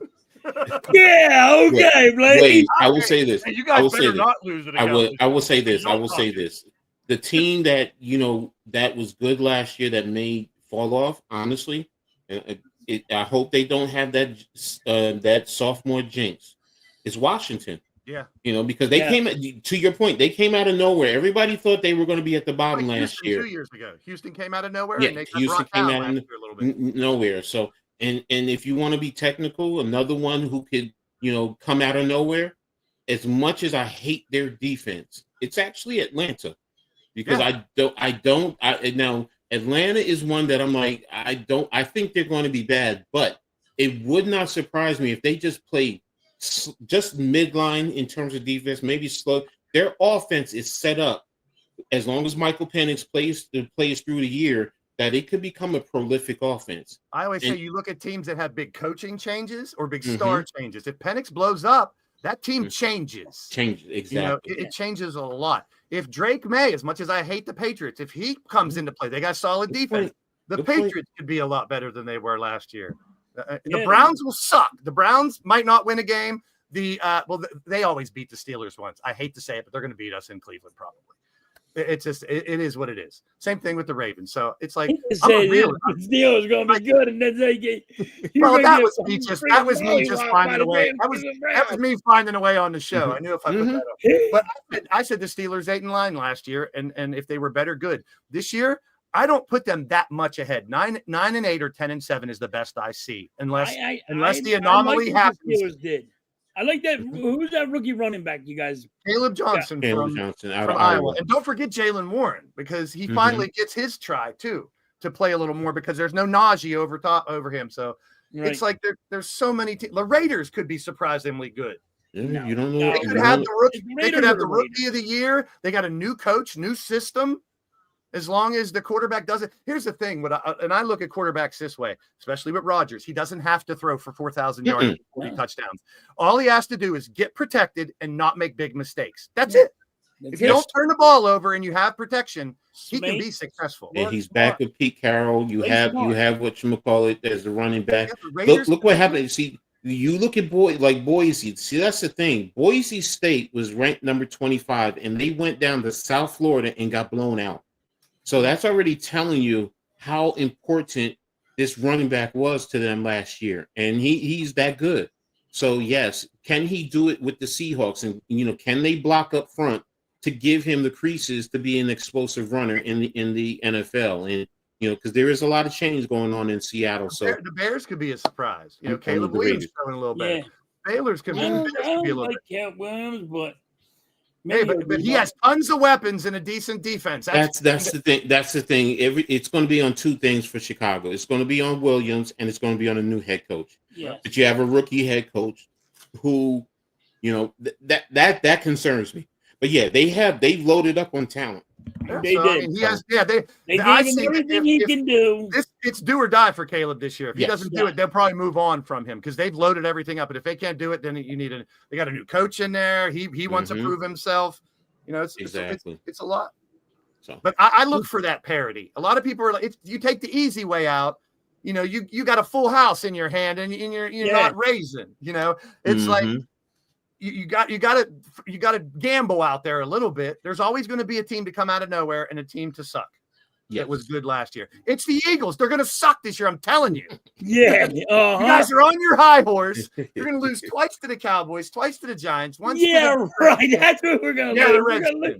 I'm going to say I don't wish this on you. I don't wish this on the kid. I don't wish this on the kid. But you better hope you don't have to deal with what we Giants fan had to deal with Barkley.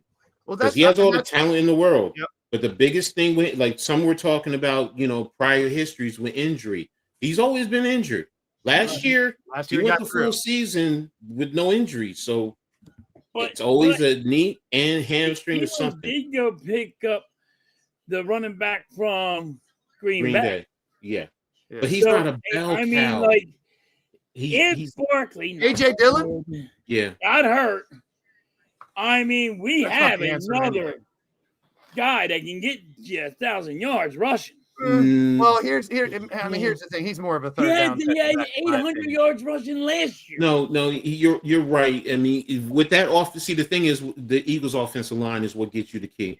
Because if he's not getting hit, that's going to carry you. Yeah, so you got one of the best offensive lines you always. I have to worry about is my offensive line staying healthy, and that's big too. And I hate to say this because I don't like to, because you can't control injuries. But if Hurts or Barkley goes down, your whole team changes. Yes, right, completely. Right. And I know, AJ Brown and Devontae Smith are amazing. But who else do you got? Who else are you going to throw the ball to? It's they really don't have that dude ain't. He's a third stringer, but that's what I mean. Like, who's that slot guy? Who's the slot guy? Who's the third? Who's the other receiver? If you go four wide, the guy not as deep as they think they are. The guy that we got from Washington. Oh, the Penn State guy that never panned out. Yeah.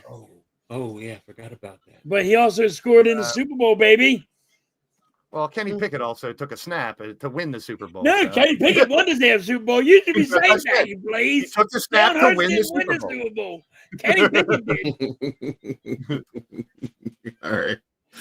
All right. Yo, I like that. I like that. Thanks, Blaze. Man, great contribution. You guys are right, but it happens. Well, that goes for any team. Any team, though. If you're not healthy, Jahan Dotson. That's the other. Yeah, Jahan Dotson. Yeah. So speaking of Penn State, we are number one, baby. No, you're not. You're not. No, you're not. I'm telling you, Ohio State is going to be number one. No. They can have they beat number one. 1 week. That's what usually happens. Now look, you're talking about, you're talking about the AP and the coaches poll. Yeah, that's all I want. No, whichever one Penn State's first, I'm picking that one. I only want them for a week before they blow it late in the season and lose the. No, more than likely. I said, I do. It wouldn't surprise me. It wouldn't surprise me if Penn State is number one because both teams, Texas and Ohio State, offensively, they did not look very good. Ohio State didn't kill Texas. No. They didn't beat them bad. They barely, 14-7. That was a sloppy game. It didn't look like it was. But now on the other side is are their defenses that good? Because both teams last year were number 1 and number 2 in terms of defense in the NCAA. So is it just that their defenses are that good in the offense? You also had new quarterbacks in a sense. Arch Manning, his third start, first on the road, and then you had a young quarterback starting for Ohio State. So yeah, people are dogging them. Yeah, so I won't judge someone off of one game. I won't. But like here's Florida the thing. State. Look what they did. Yes, it's amazing what they did. Here's the thing, though. College football, remember, they have no preseason. So you rate everything and you judge everything on week 1 to week 2. What type of increase or an improvement did you see with the teams, whether they lost or whether they were good and they just got by? How much better they're going to be? So, that's the thing with college football that, I look at there. So, Texas started slow, Arku. So I mean, people are snapping on Arch Manning now, but it's one game. So much money on that goddamn game. I told you halftime. You didn't bet, but if you would have bet it, it would have been the opposite. They would have lost. They would have lost. Dude, I had me a freaking list. I'm like, all right, this is what I'm betting. By the time I'm watching all the games, you son of a bitch. Here's the thing yesterday with Texas and Ohio State. The way that game was built up for it to be the way, but again, I also looked at it as it was more of a defensive fight than it was about the offenses. So, but everybody else was expecting this shootout and all this and that, But and I said it also with Smith the year before when they played in the semifinals. Texas only allowed him 1 reception for 3 yards. Yesterday, I think he was 6 for 66, if I'm not mistaken, or something to that effect. And I was watching that game. UT was moving down the field with their running game. They were moved, but they didn't close. See, the thing is, when you got scoring opportunities, and then right down in that 4th and inches at that goal line was a big trend there. That was a big thing that they stopped, and there were several turnover on downs that defense did. So when I say the offenses weren't productive, first and foremost, we talked about the quarterbacks. We talked about the quarterbacks, and that's the biggest thing. So, and the quarterbacks did not produce. So, and Arch Manning. I love these big games early in the season. It's like bowl games right off the bat. Yes, you want about that. Catholics and convicts. I remember that from back in the day too. Yes, you want, and that's the other thing that I loved about yesterday and this week. You have 3 games where teams in the top 10 are playing each other. That's great. So that's the way to kick off a season. Yes, that kicks off the season. It amps it up, and then Monday you have Bill Belichick kicking it off with North Carolina taking on TCU. So it's like, oh wow. Let me ask you this with the Bill Belichick thing, because this fascinates me. I think this could be the beginning of a change in hierarchy in college football that could help. Like, teams are now getting general managers. Mm-hmm.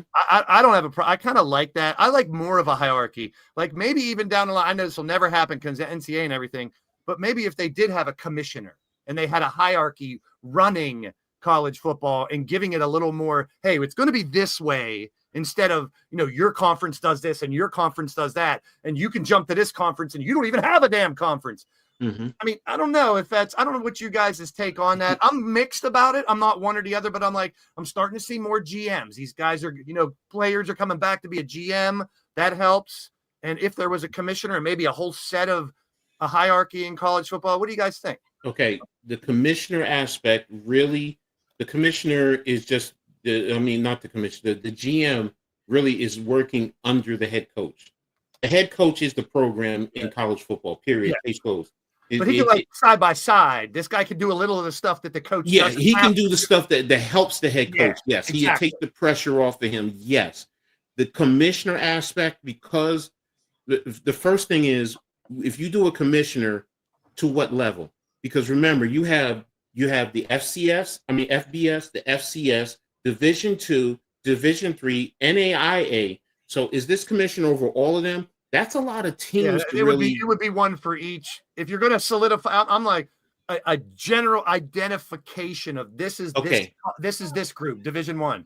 Maybe Division I only gets the commissioner. If Division II wants one, or FCS, like, it would have to be like, it's a slippery slope. The commissioner if the FBS, remember, there's 136, 37 or 38 teams.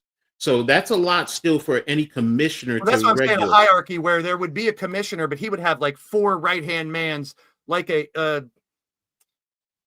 council. Not just one person, have a council, a hierarchy where they have someone to answer to. Right now, they got no one to answer. No, I'm with you. I'm with you. That's You know why, what I mean? Like maybe 5 or 6 council members. but here's the thing, Blaze, because of you have to watch what happens with, I said it earlier, the Big Ten and the SEC. They know they're the power brokers. They know it. And if they can grab more teams and then break away, they don't need to worry about the commissioner stuff, because this stuff probably wouldn't be able to happen until we get down to, hey, there's only 4 conferences now, and everybody's in a conference. And that's the only time this might even work. So you're right. Right now, it wouldn't work at all. But down the line, if we have Big Ten, SEC, independent, if you do that, you got to bring in the bowl games, all that other stuff, the traditions of the bowl games. So because you're going to lose that, so it's like I would keep that, but just I don't know, just some kind of evolution that would work. I think they would have because remember the bowl games are aligned with conferences. So, if you got a small conference, they might be with the Sun Belt and the Conference USA. Yeah. So, but most people don't care about that. But like here's I said, the thing. Plus, if you have a commissioner and he's from the SEC, guess who he's going to Exactly. So it's like, or if he's an Ohio State guy, the Big Ten. So that's why I said a commission. Here's the big picture, though. Council. Here's the big thing. What do most fans want to watch? Those big broker teams. They're not going to care about the smaller. So yes, you're right. So, if you get a big commissioner to handle everything, you do have that, which is supposed to be the president of the NCAA, but it's all the rules and regulations. What they need to do is refine that, because they have so many rules and regulations. Like before this would even be considered. Don't forget, there was a time, Blaze, this. There was a time where you couldn't even get kids peanut butter or butter to put on toast. Yeah, it's like, that's so stupid. I'm back in the magazines. I remember before college basketball. I don't know if you remember what a Street and Smith is. Yes. Street and Smith was the Bible of college basketball. Yep. You had every team, every conference, every coach, every player, their history, and you had everything. And Street and Smith was my Bible every year. And it's like, I just want an evolution in there you go. I want an evolution in college sports to try to help some of that stuff. That's all. There's no immediate fix. And you know who screws it up? Notre Dame. Notre Dame been screwing it up because they don't want to. I mean, they got the money. I don't blame them for why they do it. Don't get me wrong. But I mean, if they would have joined a conference, we might be down to 4 conferences right now. Yes, we all know that. But if Notre Dame has their own TV money that they don't have to share with a conference, no reason. Yeah, they have no reason. I'm like, capitalism. Notre Dame. It's capitalism at its best. Look, I know. So I hate Notre Dame as a Penn State fan, but when I lived in Elkhart, Indiana, I was 15 minutes from Notre Dame, and I may have told this story before, but Notre Dame campus is the most beautiful campus I've ever been on. There ain't one piece of garbage anywhere on the ground. Everything's manicured perfectly. I mean, and then the grotto, Touchdown Jesus, and all that stuff that's there is just, it's so emotional to walk around. It's a beautiful place. People were nice. The basketball games were pretty brutal because they have a parking lot with like 20 basketball hoops with lights. So it'd be till 10 o'clock. They'd be balling. So we would get in my car. We get like 12 of us, go to Notre Dame in the parking lot right outside the stadium. They had 20 hoops. And yes, there was like 6 or 7 where the C players and D players, I wanted to be on the A court. And it was tough to get on that A court. Leaf, what's up, man? How are you doing? Thanks for tapping in, bro. Yeah, that magazine, all the money. Phil Steele, man. I he's one of my resources with college sports. I'm not surprised. There's so much money in I mean, it's so beautiful. Like, I hate the college sports, but I fell in love with the atmosphere there. So, all right, I have a question of the day. So, and I got to get rolling. I got a fantasy draft in about an hour. Okay, right in my base. My fantasy draft. Did you take all the Eagles? No, I don't take a lot of the Eagles. I'm not a big. I'm the same way because I'm going to cheer for my team anyway. If I take my Eagles, I jinx them. So I know Coach ain't about the fantasy football. Yeah, It's all right. I mean, I don't begrudge anybody. Y'all are doing into it. Do you? So to me, normally, here's why I love it. Number one, I love to be a coach. So like I pick my team. You know, I get to select who I think is going to blow up or whatever. Number two, normally I wouldn't care about a Tennessee Titan Jacksonville game. I wouldn't give two shits. I'm a football fan. I'd love it. But now I can be more invested because I might have Cam Ward or a running back or somebody. You know, I get you. That's what I do. Plus, of anything, it's camaraderie. These are my boys. These are my friends from college and high school. Like to hang out with and shit on them when they lose and make fun of them. And so it's more about the camaraderie than it is the sport for me. It's not about money. So what's the question of the day? It says success is walking from failure to failure with no loss of enthusiasm. That's by Winston Churchill. Do you agree or disagree? I agree. I agree. You do it every day.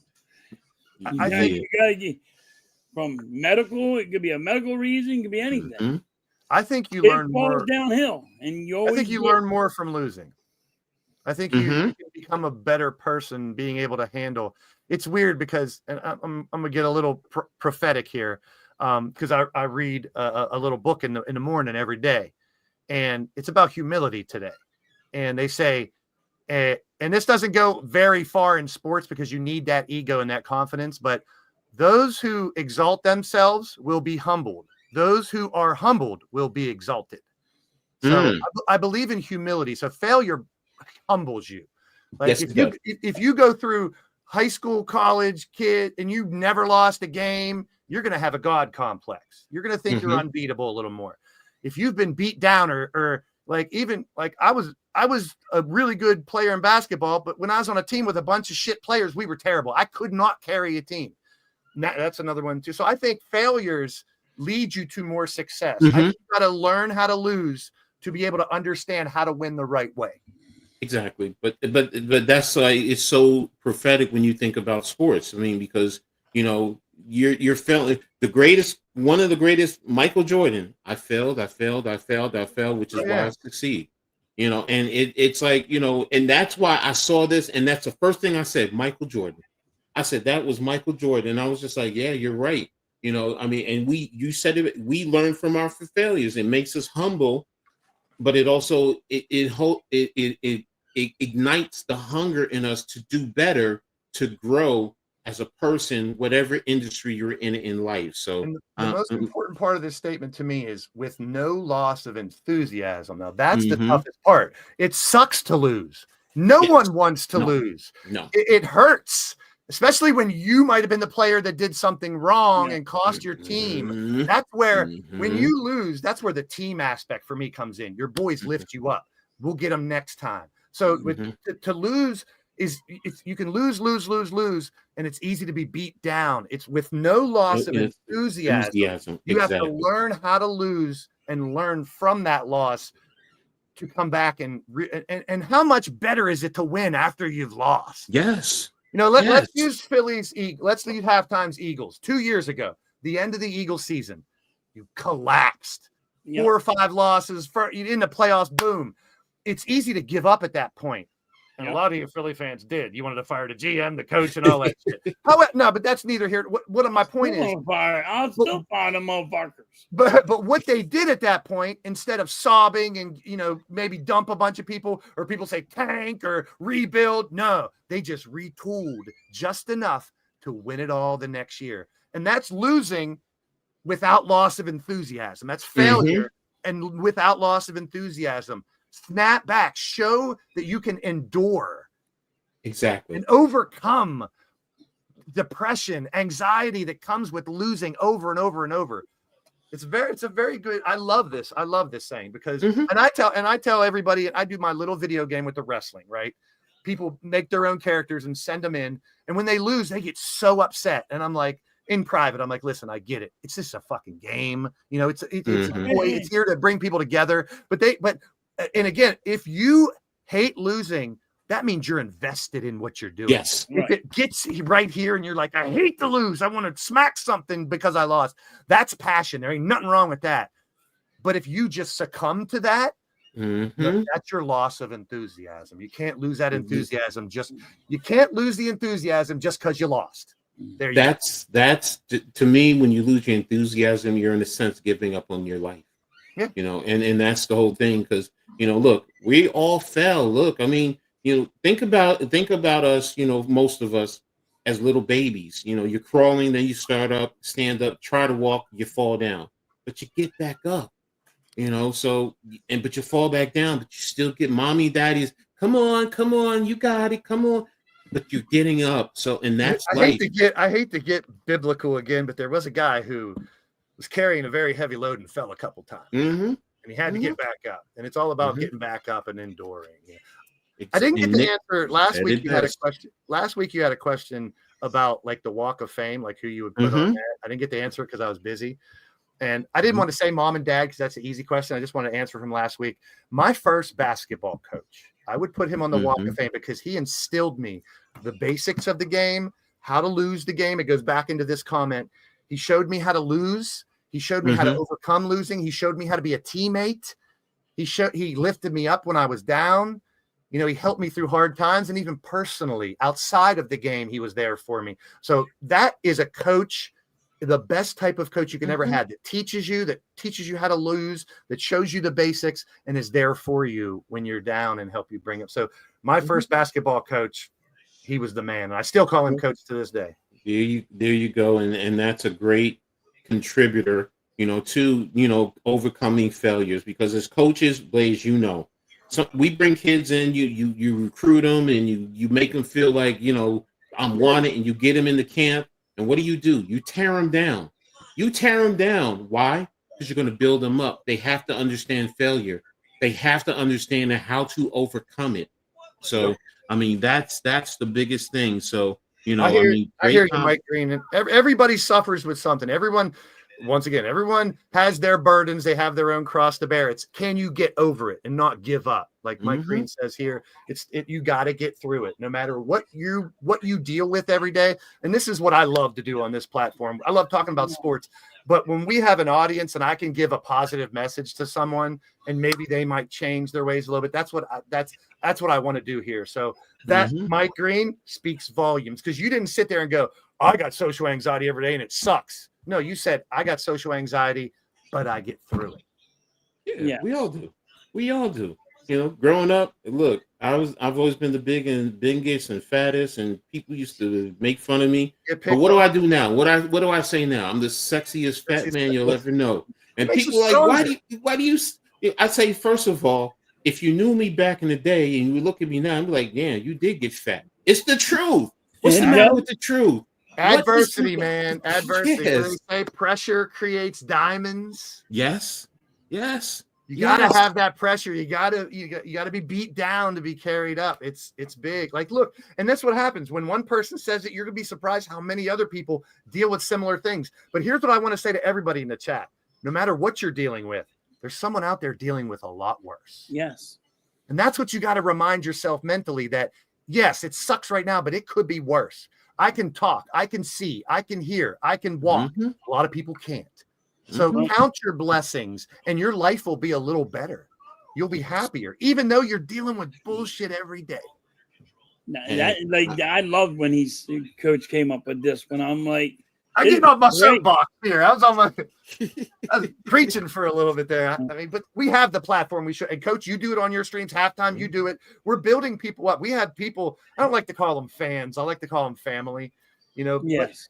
Family, or whatever. Family. They're fans, but they're family. You guys mean a lot to us, man. You really do. Everybody in the chat. I always say it.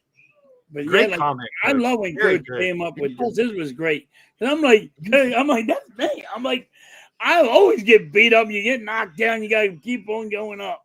It's life. Everybody goes through it. Like, what's it going to do? Just sit here complaining about it. Do something about it. Don't complain about it. Do you're something. At work and someone hit you where you fall down. That's love. That's love. Nick knows. I mean, you're the man. Saying hi to everybody if you can. And giving props. Like, you guys could be anywhere right now. Yep. But here you are. So exactly, you know, but this comment is it's so prophetic. Sports, you know, as a football player, every play we get knocked on our butts. We got to get up to go back into the next play. That's But life, this man. could be in life in Like, general. yes, you And know, I mean, I was a skinny prick playing basketball. As a tall guy, I was always stuck underneath with the big boys. I was pushed around, shoved, punched, kicked while I was down, you know, but you got to get back up.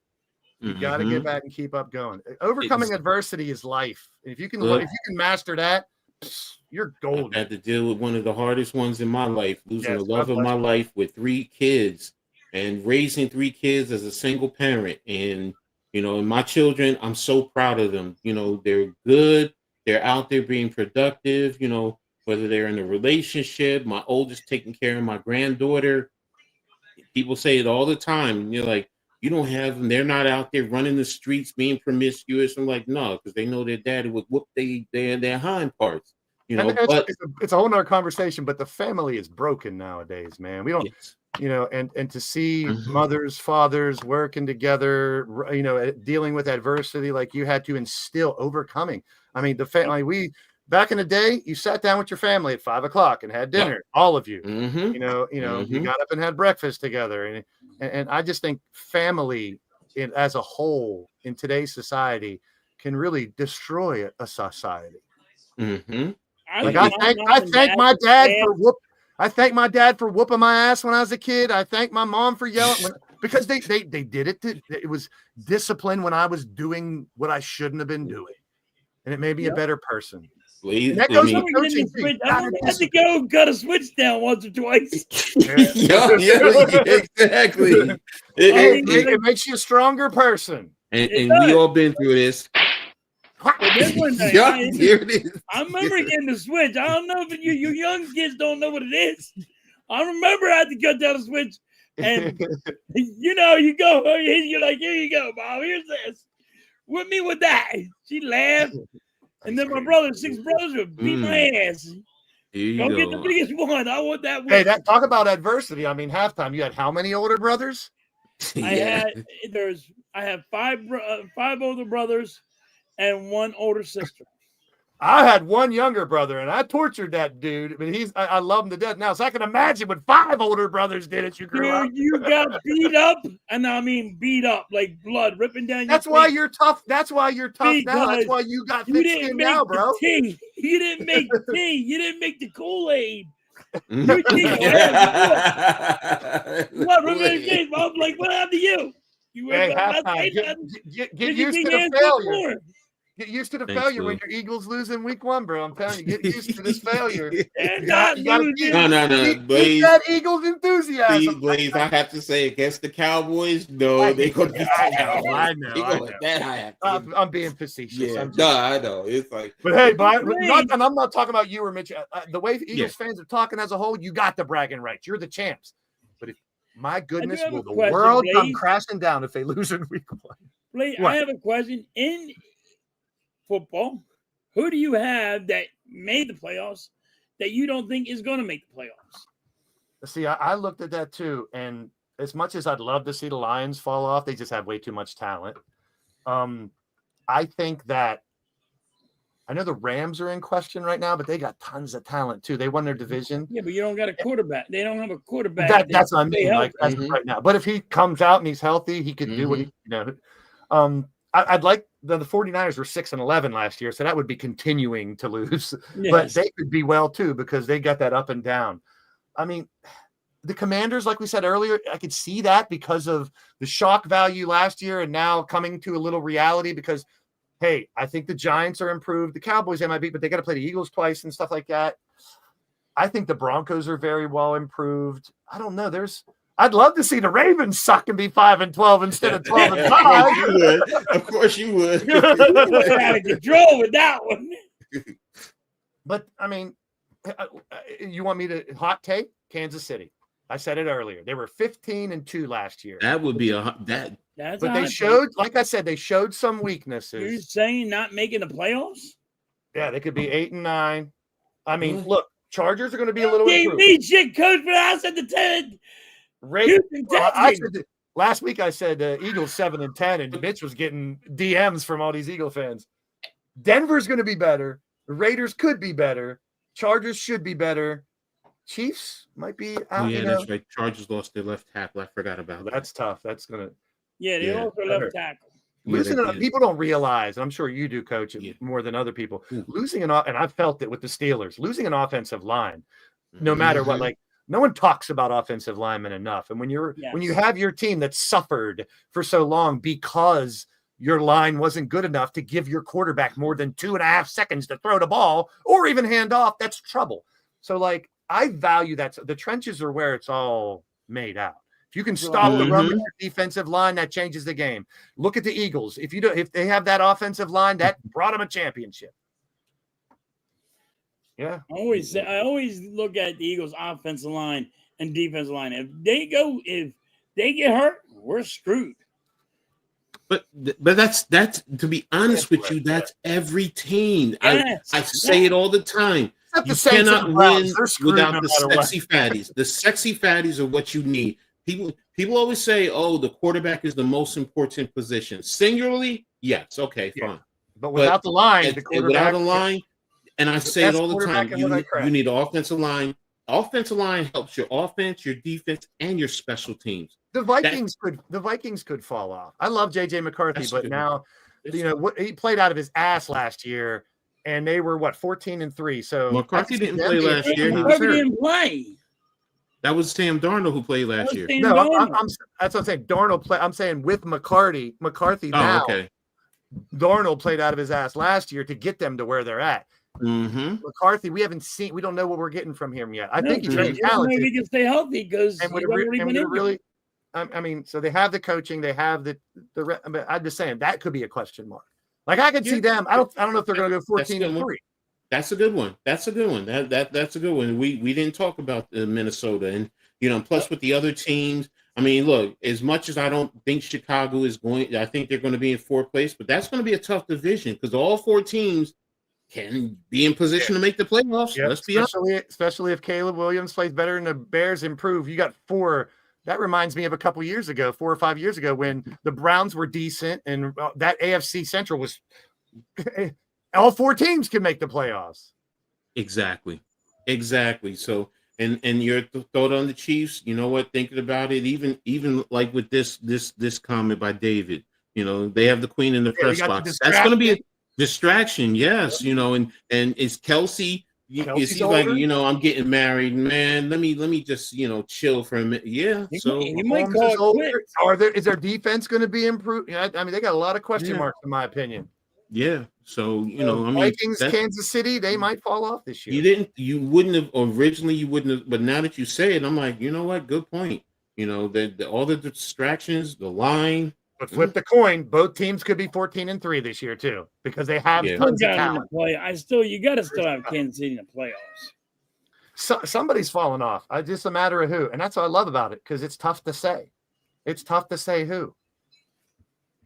I think the Bills remain good. I think the Buccaneers remain good. Not great, but right, where they were last year. Yeah, but I think Houston. Who gets hurt? That's to be the biggest thing. Like we said earlier, to any team, you lose your quarterback, you lose your center, you lose a right tackle, and you got a right hand. That's huge. You lose Justin Jefferson, then what are the Vikings? Stuff. Please don't. I got him in my fantasy league. So it's like that. I mean, I hate you can't control injuries. I think Denver might win the AFC. Their defense is that good. If Bo Nix continues to play, if that that Harvey guy, that running back, he could be the rookie of the damn year. And if you give that quarterback the rookie of the year running back, that changes their offense. Sutton's a good receiver. They got good receivers. I got people showing up. All right. No, you got it, bro. Have a good one. Good. Be safe. Great talk. No, appreciate you. Thanks, man. Man. I appreciate that. I'm just worried about the Eagles staying healthy. Just hard after so many playoff runs and an aging team. So you still have youth, man. Lose, right? It's stay healthy. All we gotta do is make sure we stay healthy. Look, you got who I think is a steal for y'all on your practice squad now. Yes. I'm just hoping somebody, Giants, can come in and steal him off your practice squad, and that's Holland Pierce. I'm a homer. I believe in Holland and what he can bring to the table if you develop him right. But the point is, you guys have youth also throughout your whole organization that you just replace people. I Yeah. mean, the But guys have our aged. next man up is a starter in the NFL Exactly. for another team. Exactly. So, it's gotta talk some Knicks since we well, we talked Knicks to start, man. Yeah, we already did. We talked about Jeremy Lin retiring, Where so you been? I don't think he was here. So, Mm. are you supposed? Am I surprised? I mean, business is business. I mean, Quentin Grimes is holding out because he wants more money. Let's be honest. He's holding out because he wants more money. Yes, You he's know? not going, and he's not going to come here. I told you he's going to Houston. My theory, and Houston going to pay it. Houston got the money. Houston going to pay it, and they're going to say, "Listen, you're going to be a bench guy." Yeah, basically. So, and then he'll be good over there, and then that's when when they need a rest, they'll put him in. So, as far as the Sixers, it's I mean, you got to finish. But listening to a lot of you guys, and and looking at things, yeah, it's probably going to be a challenging season, and it all is contingent upon your health of your two primetime players. So, but hey, it's the same with the Knicks. I mean, you can't lose Jalen Brunson. You can't lose Cat Towns, because that changes the whole dynamic. So, so there you go. So, do you think Atlanta will be a sleeper team? If you're talking about in football or basketball, David. So, I mean, I don't know. I think he's talking football, but yeah. So, yeah. I got Atlanta Falcons not doing that good, but. Yeah, I don't think they will, but again, if they get some, if Kyle Lowry is a starter, so and you're talking about football, okay, well in Robinson's going football, to be good if you're looking for a draft pick. Atlanta is really dependent upon their defense. Yes. If they can just get middle of the pack type of defense, their offense I think is that good. So they will be a lot better than people give them credit for. Right now, I don't think they're going to be good because their defense is just that bad. And that's saying a lot when you have Raheem as your head coach, because he's a defensive-minded coach, by Irvington, New Jersey, by the way. So, so it's going to be interesting with Atlanta. Plus, with Tampa Bay, I think Tampa Bay runs away with that division. It wouldn't surprise me if they won all 6 of their division games, which puts them to basically just need at least 4, in regular, out of division games, which I think they can get more than that depending on going further. I mean, Aaron Judge, it could be behind Tampa Bay in the division. Yeah, but then in the NFC, can they make the playoffs? Because if Washington plays, up to expectations, I think they make the playoffs. You have Philly, you have the 4 teams in the NFC Central. I mean, Chicago, I still have to respect them in that regard. You have LA out west. It will one of those other teams step up with Arizona.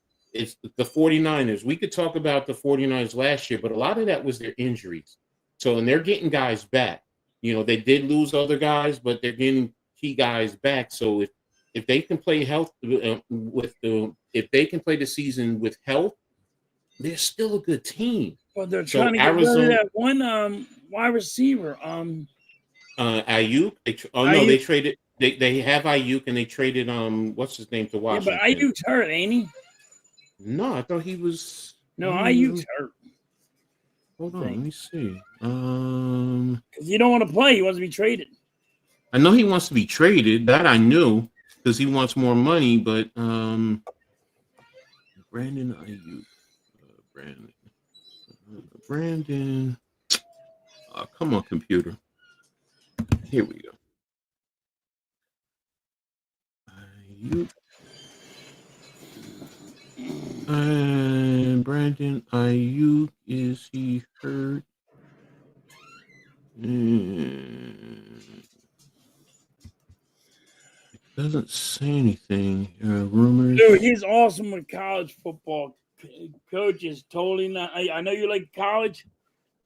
Coach Edd is awesome in college football. He knows his shit. Oh well, thank you. I appreciate it. So, bless you. I'm seeing it doesn't say.